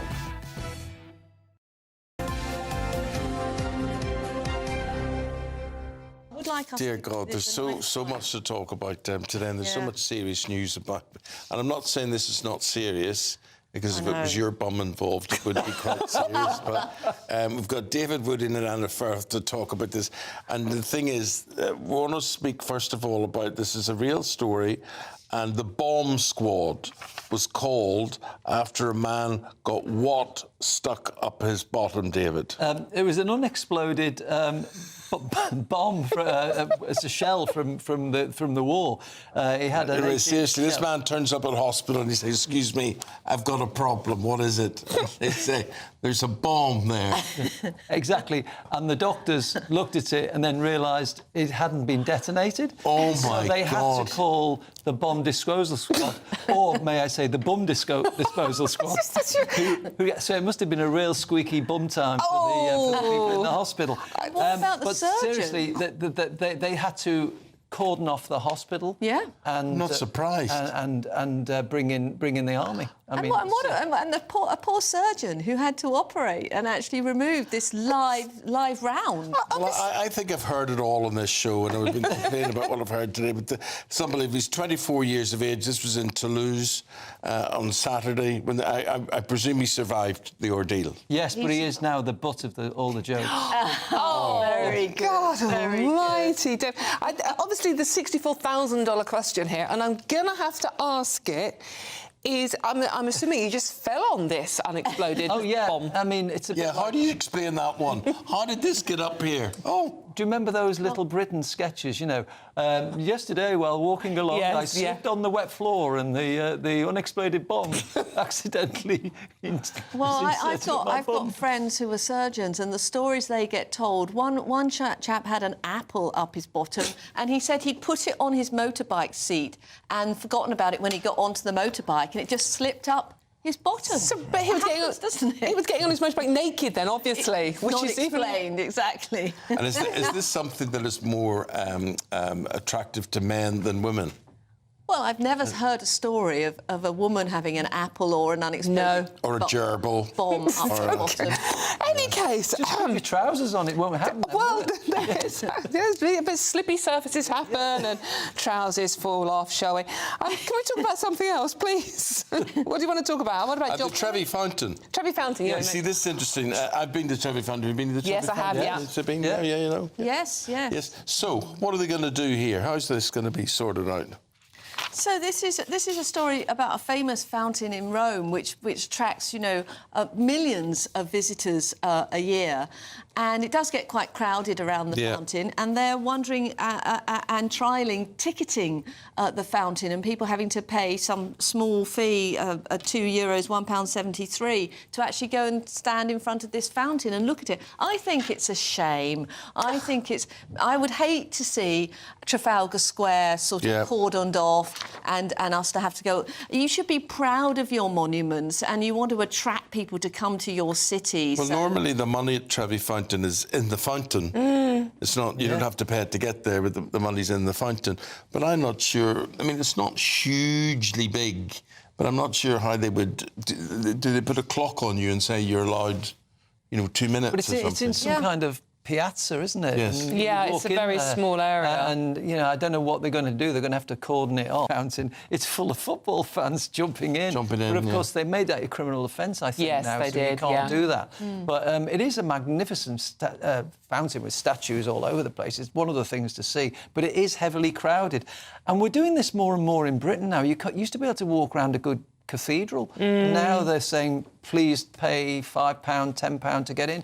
Well, we were in Canterbury before Christmas doing a bit of Christmas shopping, and we thought, well, let's go into the cathedral, and they were charging you a tenner to get in the cathedral. I think it was a But I can see you can do that more easily with things where you're going to go into a monument, and you can have people queuing, you can have barriers, and then in you go. I think it's a shame if it's something that's outside. And that's, a key part of your culture of the city. Can't you? There must be a way in which you can restrict people maybe from going. You can control the crowds. That's a safety issue. But do you need to bring in this charging thing? I wonder what you and your MP friends would think about putting a charge around Westminster, because I tell you, particularly in the holiday season, it's a fight to get into that building, isn't it? Because there's so many tourists over Parliament Square. Would it keep some of the politicians out? Maybe that's it. Maybe good idea. Politicians to go in, yeah. Well, here's something else which I hope will keep people out. People carrying knives. So we're talking about knife arches in schools and colleges. Again, it's one of these things I sit and go, what's the objection? Why? How could you possibly object to this? What harm is this doing? Surely this is just preventing harm. Yeah, so I think this is a really, really important story, and I think this mum, Caroline, is being, really brave in heading up this campaign. It's a year today. So her son, yes, 15-year-old, lovely-looking boy, who stabbed to death. Harvey Wilgoose, isn't it? Harvey Wilgoose. In his school in Sheffield by a pupil with one of these horrible, not a machete, but one of these horrible sort of Rambo military knives. But what's really troubling, and why I think she's got such a good case, is he'd been found previously in school, once with a gun. He'd gone on a school trip with a gun. How can that happen? And on another occasion, 2 months after or before this killing, he had an axe in his bag. So what she's saying is that there's a specific problem in schools now. And I know this having been an MP. It's horrifying when you visit schools and you ask the class of 15-year-olds, how many of you have actually seen an illegal knife either in school or... Everyone but 2 hands went up when I asked that question. So, this is now a real problem. They say that even in primary schools it's a problem. So she's got a good point. If they're taking these lethal weapons into school, you've got to get them off them. What better way than having a knife arch? And actually, Boris Johnson did this in London, and it did make a difference to knife crime. And the other thing is, I'd really like to plug Adam Brooks, one of our GB News panellists and previous former policeman Norman Brennan. They've launched a petition for a mandatory 5-year sentence for adults carrying a knife, 3 years for juveniles. We've got to have a deterrent. And I would urge everyone to go online, put into Google, knife crime 5 years, and sign their petition. Yeah. Quick word, David, about pizzas, but pizza boxes that we're talking about here, and government worries about pizza boxes. Yes, the pizza boxes are coated with a thing called polyfluoroalkyl, which is a sort of to stop the grease and the moisture going through the cardboard. It now turns out that this is dangerous. It can cause fertility problems, birth defects, and heightened risk of cancers. And it's used in all sorts of things, in waterproofing clothing, to stop carpets being stained and so forth. And the government is launching an inquiry into find out whether we can use alternatives to this, because it's clearly a dangerous thing. So eating that pizza that's delivered at home... I'd rather have a soggy box. I mean, really, what is the problem? I mean, we must have had soggy boxes before this came along, and so why do we have to have it? Apparently it's used massively in all sorts of ways, parts of our life, and it's one of these plastics that doesn't go away. It's a lifetime. They're forever. What do they call it? A forever substance. Yeah. So it's a difficult one. Look, got to leave it there. David, lovely talking to you. And Anna, thank you very much. Thank you so much. Where did you go on your holidays, incidentally? We went on a cruise down the Nile. I was looking at you on Instagram. Yeah, it was a very good. Brilliant. We didn't have to pay to go to the... well, we did have to pay to go. Sounds a bit like our Great British Giveaway, something similar. Yeah, exactly. Anna, thank you very much. Thank you very much. You too. OK, quick break for the weather. We'll see you soon.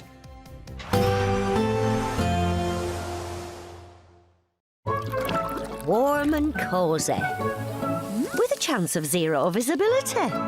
Boxed Boilers sponsors the weather on GB News.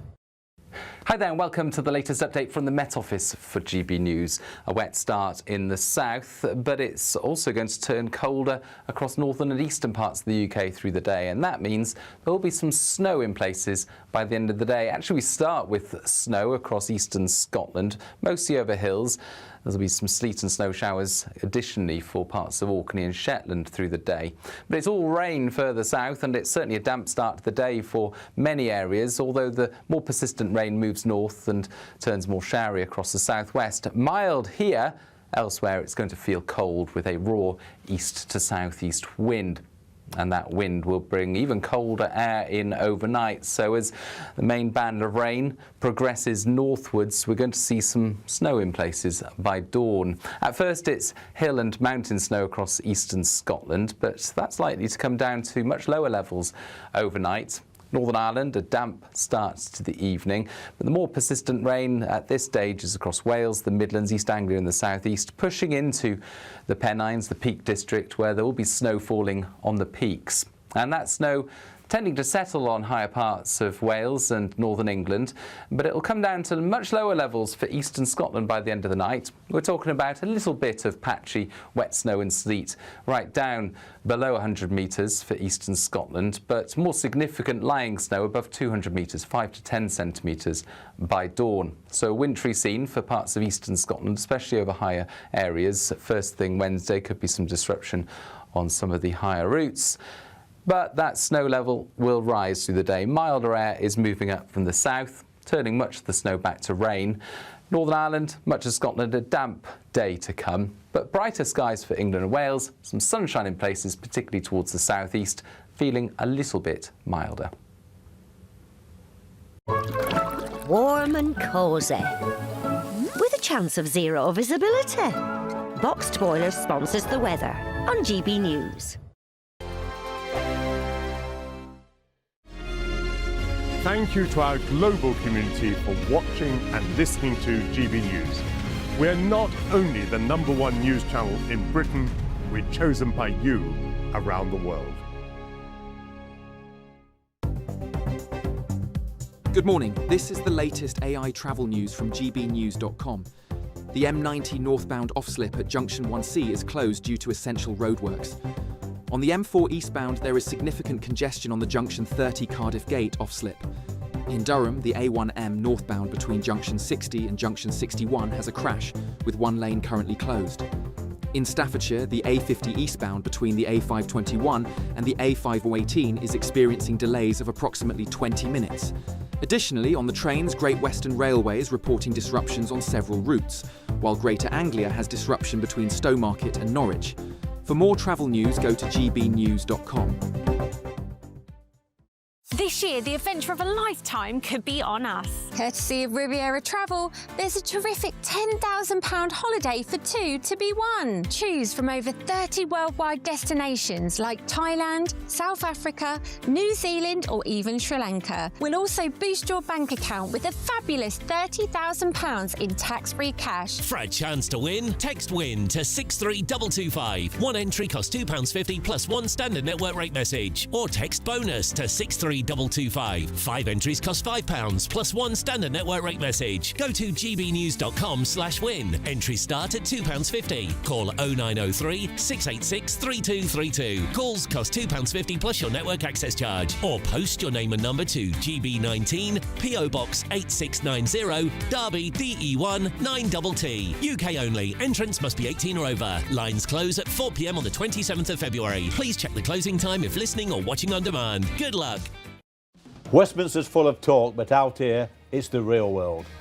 Am I allowed to talk now? No, that's it. This is where it matters. Real people and real lives. That's what politics is all about. The fact has Trump made a good start? No. Straight answers, no spin, and just a couple of pints. How many fingers have I got up? About 10. So join me for Lee Anderson's Real World every Friday at 7 p.m. only on GB News. The People's Channel, Britain's news channel. You want to know what's really going on in the corridors of power? Labour don't know what to do with you half the time, and that makes you quite lethal in the chamber. Get behind the headlines with Chopper's Political Podcast. Join me, Christopher Hope, as I sit down with the great and the good of British politics. We'll see where this ruling takes us. These are the stories shaping our nation. Chopper's Political Podcast, available now on all platforms. Listen in and stay ahead.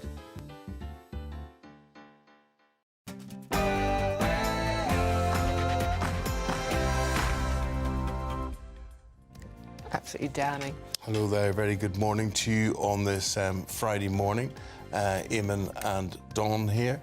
Lord Mandelson repeatedly leaked confidential government information to Jeffrey Epstein, it appears. Yes, the Met Police are now reviewing misconduct claims in the latest shocking revelations in those Epstein files, showing potential misconduct in public office. Well, he appears to have leaked an economic briefing to the then convicted sex offender who was serving a jail sentence at the time for soliciting prostitution from a minor. So, as senior figures from Britain's political establishment face mounting scrutiny over who knew what and when, will heads even roll? Well, this morning, no escape for Andrew Mountbatten Windsor either, as a second woman alleges she was sent to England by the paedophile financier for a sexual encounter. And today, the government announces that families with children who have cancer will have travel costs covered under a new £10 million government scheme.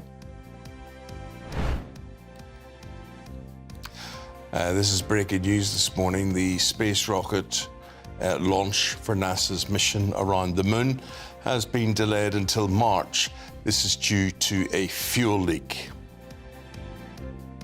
And meanwhile, fly tipping is now a soaring trade. We'll be live in Wigan with the community, where the dumping of illegal rubbish has been dubbed one of the most dangerous of its kind in the country, and it's on land partially owned by the King. What a load of rubbish. In fact, it's around 25,000 tonnes of it. The locals here are up in arms about it, but the problem is no one can agree on who needs to clean it up. We'll have more throughout the day. It's another wet start in the south this morning. It's a cold start in the north. And as the cold air in the north mixes with the rain further south, there'll be some snow overnight in a few places. More on that coming up in the forecast very soon. 2 minutes past 9. A very good morning to you, however you're watching, however you're listening. I'm Eamonn Holmes. And I'm Dawn Neeson, and this is GB News Breakfast.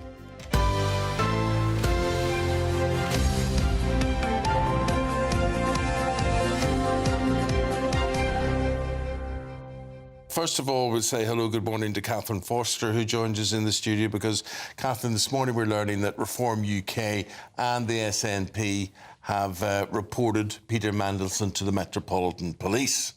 Yes, there have been many reports to the police. The police are now looking at whether the information that they have meets the bar for a potential criminal investigation. I was really struck, Emily Thornberry, the Labour chair of the Foreign Affairs Select Committee, yesterday basically calling for a prosecution of him, this Labour grandee who has succeeded in coming back always previously after various scandals, most recently, of course, as the UK ambassador to the United States, this incredibly plum role from which he was sacked last September when the first tranche of Epstein evidence came out. But the ones that we've had that are emerging over the last couple of days are really quite incredible. That when he was business secretary during the financial crisis, he not only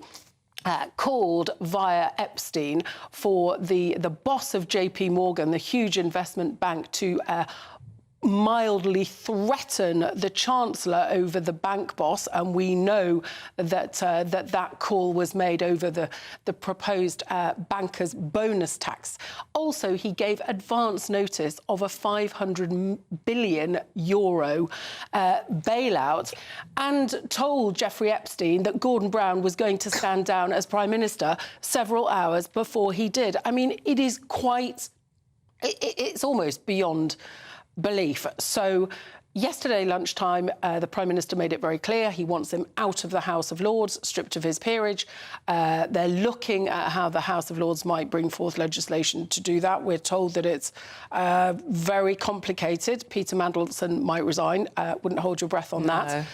Also, there's a big Cabinet Office investigation into all his dealings with Epstein when he was in government under New Labour. But one thing I think is really striking is that when he was sacked last September, at that time, the former PM, Gordon Brown, asked the Cabinet Office to investigate what communication there'd been between Epstein and Lord Mandelson during that time. And a month or two later, they came back and basically said they couldn't find anything. Now, there's going to be an investigation now. Also, Lord Mandelson has given a big exclusive interview to The Times. Most of it was done before these latest revelations came out, but they did go back to him for an update. He describes Epstein as like dog dirt that you can't get off the bottom of your shoe, but he seems to feel that he was very naive, that he was too trusting. It's almost like he sees himself as having been wronged. I'm not sure that many other people will take that view. This is that like dog dirt, the smell follows you throughout your career. You trod in that dog dirt. You're not a stupid man. I don't think anyone would describe Peter Mandelson as naive. You don't survive as long as he had by being naive. Well, quite, and they used to call him the Prince of Darkness. But I think what it does too is raise real questions about the Prime Minister's judgment as to why he was given the US ambassador role, this hugely important role as Donald Trump came in. In the first place, they had a very good, popular ambassador who would have been keen to stay, Karen Pierce, but they decided that they wanted this political appointment. They knew that he'd been sacked from previous jobs. They knew it was risky, and Morgan McSweeney, the PM's chief of staff, there's going to be a lot of questions on him because he has been mentored effectively by Peter Mandelson, and I think there'll be a lot of pressure potentially on his position. Thanks, Catherine. Also under pressure, Andrew Mountbatten, Windsor, and Sarah Ferguson. We are going to Royal Correspondent Jenny Bond to get her take on this one. Jenny, does it surprise you that these revelations just keep coming and now not only involve Andrew but also Sarah? Yeah, it's astonishing, isn't it, Eamonn? I did think that at the end of last year, perhaps we'd seen the worst of it, but we have not, clearly. And I think what has struck me about this latest batch of emails is, as you suggest, the number that implicate Sarah Ferguson as well. Clearly, she had a very, very close relationship with this man, Epstein, that she called my dearest friend, that she said was a legend. And in these latest emails, we even see that she involved her daughters in her friendship with Epstein. And that I find very depressing. I mean, Sarah has always been, in many ways, quite a likeable person, and I hesitate to criticise another mother's parenting, but I do ask, what kind of mother would take her daughters, then aged 19 and 20, to Miami to have lunch with a convicted paedophile, a man who had come out of jail for that very crime only 5 days earlier? I mean, it is beyond comprehension to me. And then she wrote to Epstein and joked about her younger daughter's love life. I mean, why would you do that? I mean, that's just deeply, deeply insensitive. So I think Sarah is not only going to have to question her own reputation, the damage done to that, but the damage done to her relationship with her daughters as well. And Jenny, I mean, you've followed the royal family for many, many years now. What effect is this having on Beatrice and Eugenie? I mean, this is a horror show for you to read about your parents. It is a horror show. Of course, they've been through a lot of horror shows involving their parents in the past, and they've always been incredibly loyal to them. And I must admit, I thought that those four were stuck together like glue. It would seem now that Sarah and Andrew are going to go their separate ways, and the tripod of Beatrice, Eugenie and their mother, and that's the word that one of them described, the strength, the bond between them, was like a tripod. I think that is broken now. I think the girls are debating amongst themselves which parent they should be loyal to, if either. It would seem that Beatrice is more compliant. She has been seen out riding with her father and taking her daughter along as well. Eugenie is keeping her counsel, and the suggestions are, I don't know, but the suggestions are that she's finding this extremely difficult and is effectively, for the time being, estranged. Because, of course, Eugenie has spearheaded and is spearheading a campaign against slavery, against trafficking of slaves.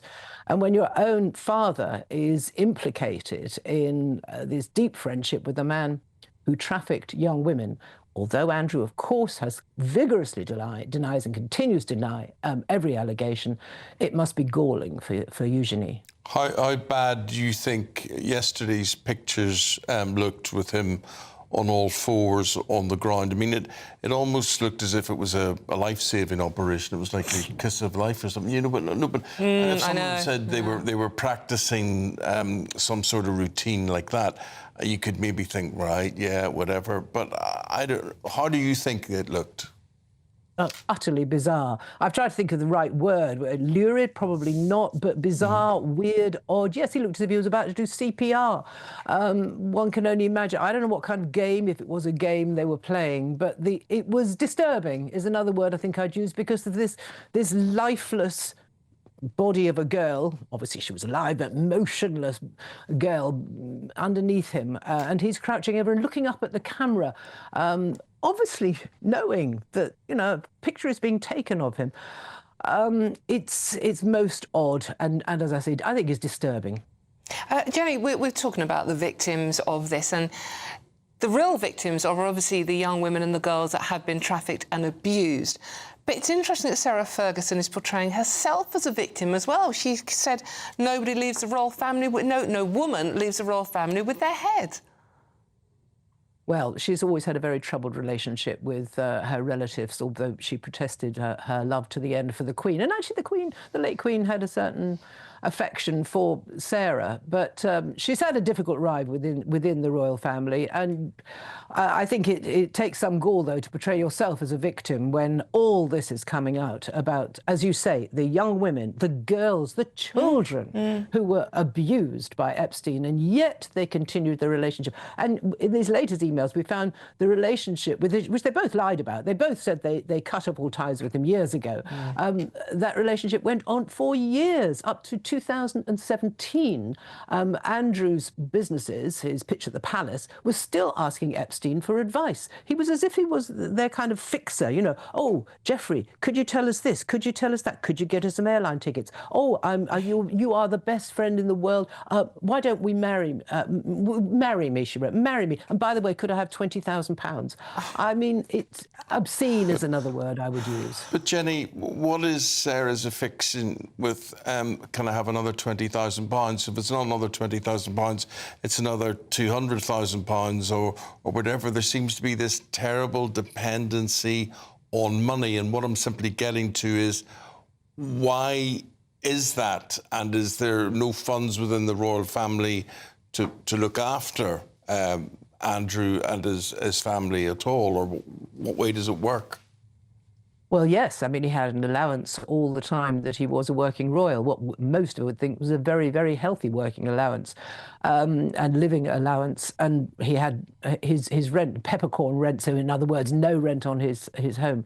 Of course, they've got plenty of money. They're hugely wealthy, all of them. But Andrew and Sarah in particular are drawn like moths to the flame. They cannot get away from someone with money. Money, fame, power, and they just had to know them. And Epstein was willing to shell out, it would seem, hundreds of thousands of pounds to them. And it would seem to other people in the news, such as Lord Mandelson. We don't know the truth for all of that, obviously. But all of these very, very rich people, nevertheless, had this magnetic draw to someone who was willing to pay for everything, pay for ALN tickets, pay for anything you want. And Jenny, in in a very return, recent Sarah said, I can organise anything. And she did organise anything. Tours of Buckingham Palace, teas at Buckingham Palace. Jenny, just very, very quickly, and finally, Epstein, in a recent interview before he died, obviously, was asked whether he was the devil. I mean, it does seem that Andrew and Sarah in particular are willing to sell themselves to the devil. I couldn't have put it better myself. That's exactly how it seems to me. There we go. Jenny Bond, always a pleasure listening to what you have to say. Thanks for your time this morning, Jenny. We have to say goodbye there. Thank you. OK, it is now 14 minutes past 9, and it's time for the Great British Giveaway, and it's a good one. It is a good one. It's £10,000 holiday, luxury holiday for two, or go on your own if you want, your choice, and £30,000 in tax-free cash. So you put all of that together, and that's a total package of 40 grand? Yeah, it is, yeah. Hayley Sparks will show you more and tell you more. This year, the adventure of a lifetime could be on us. Courtesy of Riviera Travel, there's a terrific £10,000 holiday for two to be won. You could be here exploring the magic of Egypt on a Nile River cruise, or choose from over 30 worldwide destinations like Thailand, South Africa, New Zealand, or even Sri Lanka. And because they have over 40 years' experience with handcrafted tours, you'll be safe in the knowledge that every step of the journey will be planned with you in mind. We'll also boost your bank account with a fabulous £30,000 in tax-free cash, which you'll be able to spend however you like this year. So what are you waiting for? For a chance to win, text WIN to 63225. One entry costs £2.50 plus one standard network rate message. Or text BONUS to 63225. 5 entries cost £5 plus one standard network rate message. Go to gbnews.com/win. Entries start at £2.50. Call 0903 686 3232. Calls cost £2.50 plus your network access charge. Or post your name and number to GB19, PO Box 8690, Derby DE1 9TT. UK only. Entrance must be 18 or over. Lines close at 4 p.m. on the 27th of February. The winner may be contacted live after all entry routes have closed. Please check the closing time if listening or watching on demand. Good luck.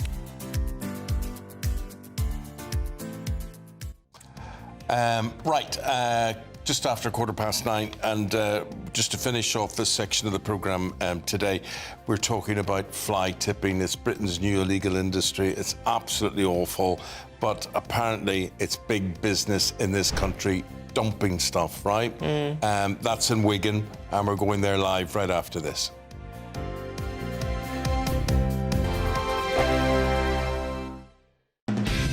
Decisions made in Washington aren't just shaping America, they're shaping Britain too. From migration to global security, from crime to health. Whatever happens in the White House today will be felt in your town or city tomorrow. That's why The Late Show is live from Washington, D.C. Cutting through the politics to show you what it all means for Britain.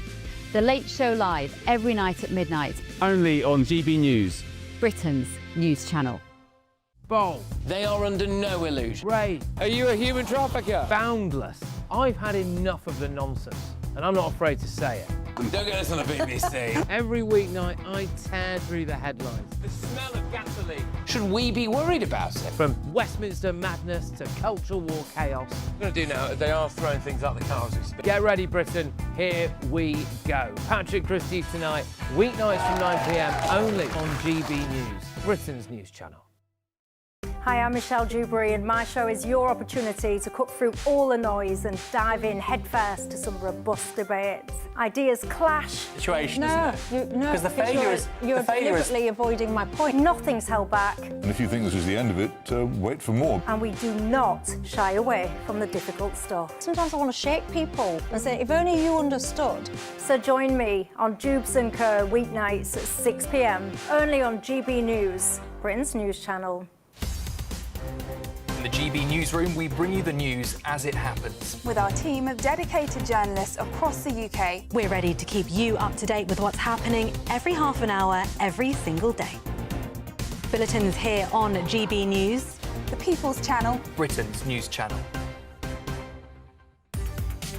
From the school run to the home run, watch a new show for all of Britain. He can say whatever he wants. A straight-talking show where all voices are heard. And, you know, when are we going to stop talking about smashing the gangs and actually do it? With the stories that matter from every part of our country. There's a bit of a crash landing there for your Chancellor. Bold, fearless and standing up for you. That's me, Martin Daubney, 3 p.m. till 6 p.m, weekdays, here only on GB News. The People's Channel, Britain's news channel. No matter the state it's in, this is our nation. Join me, Jacob Rees-Mogg, for a genuine, honest discussion on where we have been, where we are going, and where we are with the people who set the direction. Tune in to State of the Nation every Monday to Thursday, 8 to 9 o'clock. Only on GB News. Britain deserves a newsroom that puts the facts and your voice first. Well, and that's what you get on GB News. Lively debates, lively conversation. And we're not afraid to hold power to account. And each other. So join me, Andrew Pierce. And me, Miriam Gates, for Britain's Newsroom, weekdays from 9:30 on GB News. Now we're going to cross live to a huge illegal rubbish dump in Wigan. And it's not unusual around the country. There's 500 of these around the country. This is one of the most dangerous of its kind. And it's on land partially... owned by the King, which is astonishing. Joining us now, live from that dump, which sounds terrible, is GB News national reporter Sophie Reaper. Sophie. Well, good morning to you both. You can see it here behind me. It's being dubbed the super dump of Wigan, and as you rightly say, it's one of the more dangerous in the country. And you might say, if this was industrial land, then it would be all right. It's just a typical landfill. But what you can't see is just to the right of me, there are a row of houses in by residents, there's a school, and there are also several businesses, all of whom have said that they are being massively impacted by this super dump. Now, residents have said that sometime last year, lorries and trucks just started arriving and dumping this waste here. But here's the crux of the issue, because you might just say, well, why did Wigan Council not just crack on with cleaning it up? Well, around 30% of the land here behind me is owned by the King, and when we say the King, we mean the Duchy of Lancaster estate. So what happened, we've been told by the Duchy, is that this land was owned, or the part of land that they now own, was owned by a company which dissolved. Now, that means, because of an ancient law that's about 750 years old, that the land then passed into the Duchy of Lancaster estates. However, other laws exist, which means that no responsibility falls on the Duchy to clean it up. Meanwhile, Wigan Council have said that if they were to clean this up, it would pay millions. So people here are in between a rock and a hard place. The Duchy and Wigan Council have said they're working together with the Environment Agency to try and come to some kind of solution. But the heart of this are local people who are being affected. Now, we had the opportunity to speak exclusively to the man who owns the first house, which his garden actually backs on to this super dump, and he told us how he's being impacted by this. Here's what he had to say. Rats is the biggest problem. I've been putting rat traps and poison out for the last 3 or 4 weeks now. Now the warm weather's coming, it's going to get worse. There's just going to be a breeding season. There's going to be rats everywhere. Every morning you come out, I go out about 6:30 in the morning, 7 o'clock, and you see rats scurrying off down the road. But it's just getting worse. When it's warm or if it's raining, it stinks. So we don't really come out here. All we want is it cleaned up, really, and that's it. And then just things can go back to normal. And as always, as you just heard from Andy there, it's the local people that are impacted by this kind of issue. They're still waiting to hear. There's an Environment Agency investigation going, but they're still waiting to hear if this 25,000 tonnes of rubbish is going to be cleared and, as Andy said, allow them to get back to their lives as normal. Disgusting situation, Sophie. Thank you very, very much indeed. And we're going to be covering that whole subject throughout the programme this morning. Andrew and Miriam from 9:30. Yeah, we're talking to Jeff Hoon, who was a cabinet minister of Peter Mandelson. Why did they keep bringing this man back? And also Tim Martin, who owns Wetherspoons, about Nigel Farage's plan to save the pub. He's saved a few. Yeah. Weather.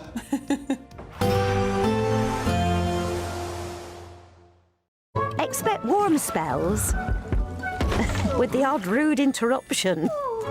Box Boiler sponsors the weather on GB News.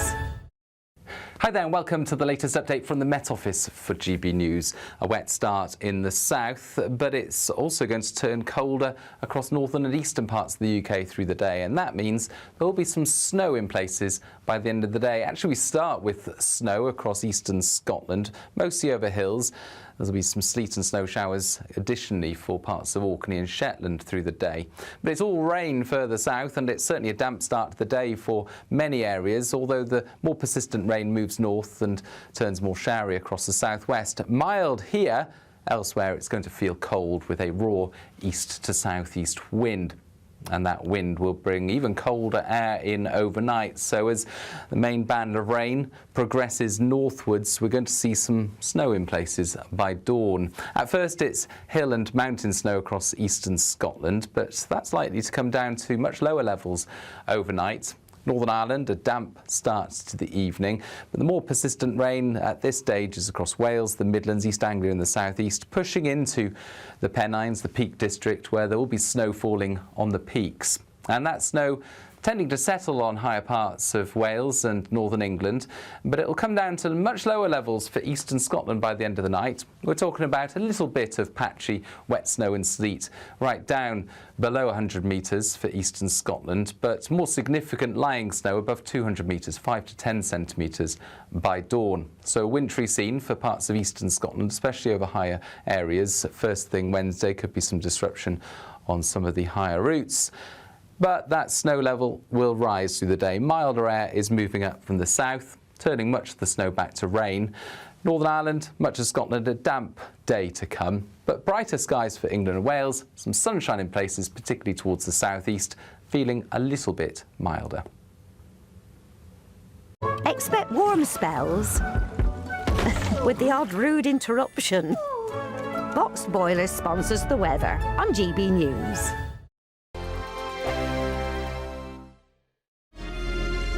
Thank you, Britain, for helping us reach 10 million followers across social media. We are truly honoured to have your trust, one follower at a time.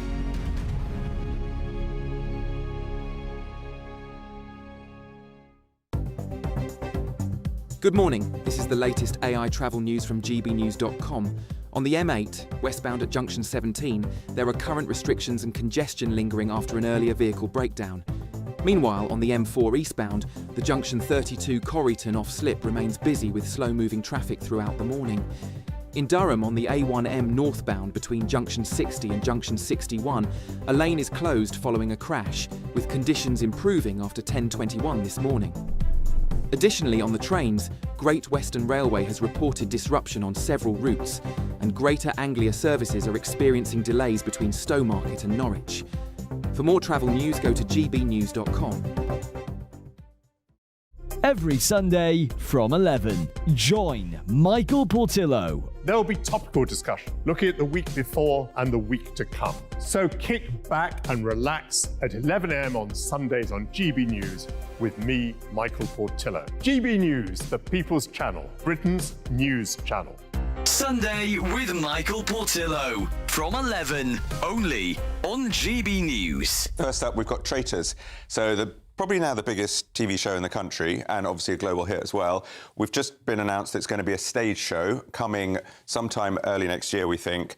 And it's got huge prestige behind it. So Sam Mendes, who's major Hollywood director, Bond films, 1917, that incredible film. His company is behind it with All3 Media, which is the Dutch production company that originally created the Traitors concept. So a lot of backing behind it. We don't know which way it's going to swing yet, but the people that are, for example, director Robert Hastie, two of my favourite shows we were just talking about, Standing at the Sky's Edge, which is a very serious, dark show, and then Operation Mincemeat, which is an absolute lark silliness. I have to say, my favourite show in the world, I've seen it 10 times. Which one? Mincemeat. Oh, have you? Yes, on Broadway and the West End. Oh, wonderful. Absolutely obsessed by it. Yeah, it's incredible. So the talent behind all of this is really exciting. Whether we're going to have sort of jazz hands and key changes, I don't know. No cast yet. I would love to see Claudia actually breaking some moves, but I don't think we'll get anyone like that in it. It could be a bit of a comedy, is what you're suggesting. I think it's going to be veering towards the lighter side of it, highly entertaining. And they've promised, we keep getting twists every season. The one thing they have said is they will be following the format, but there will be surprises. So this one we're very much looking forward to. More news to come if you meet me up in the tower later. Interesting. What else do you have for us? So the next up we've got HMS Pinafore, which is glorious. And there's a lot of people that feel that Gilbert and Sullivan can be a little bit stuffy, perhaps a little bit old-fashioned. GB News, the People's Channel.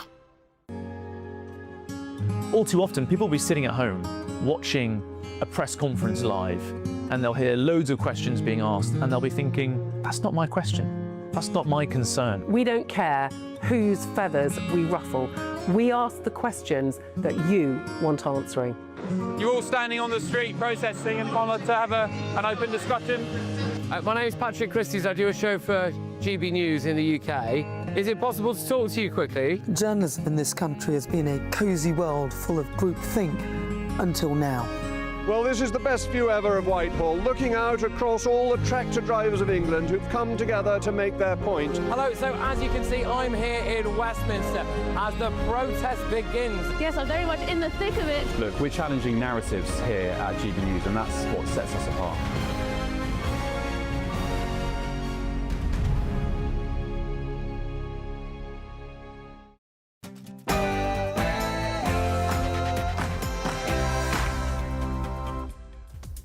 Good morning, 9:30 on Tuesday, the 3rd of February 2026, live across the UK. Britain's Newsroom with Andrew Pearce and Miriam Cates.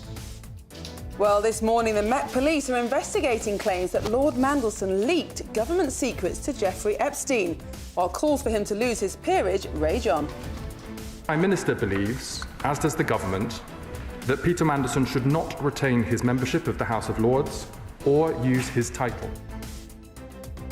And there's no escape for Andrew Mountbatten Windsor either, as a second woman alleges she was sent to the UK by the paedophile financier for a sexual encounter at a royal residence. That I spent too much time in the Westminster Arms.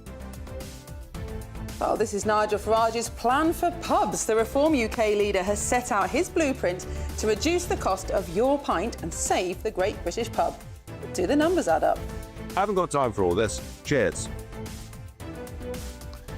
What a dump. Shocking new pictures show the scale of a 25,000-tonne mountain of illegally fly-tipped waste in Wigan. Locals are furious, and the King's got an interest in this. Well, rats is the biggest problem. I've been putting rat traps and poison out for the last 3 or 4 weeks now. Now the warm weather's coming, it's going to get worse. Elsewhere, the student loan scandal rumbles on. This morning, a graduate joins us who borrowed £60,000 for university fees and now faces a £75,000 debt because of crippling interest charges. A holy tax? Just ahead, churches will be taxed for roof repairs for the first time in 20 years. But most, of course, simply can't afford it.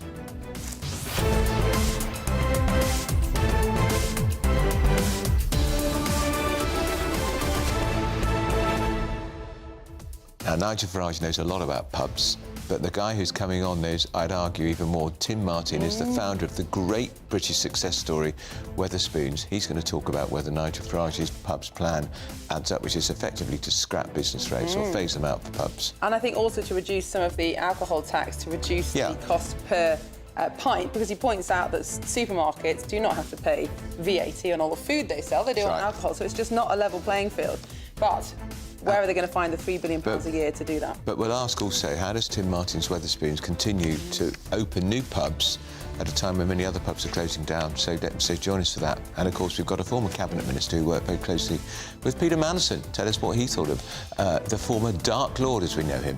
As ever, tell us what you think. Send your views, post your comments by visiting gbnews.com/your say. But first, here's your 60-second news update with Sam Francis.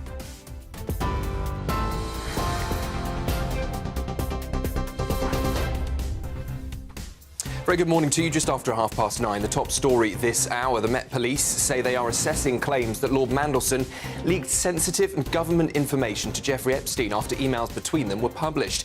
Mandelson is also facing calls to testify before the US Congress alongside Andrew Mountbatten Windsor. Bill Clinton and Hillary Clinton are now set to give evidence themselves, having previously resisted pressure.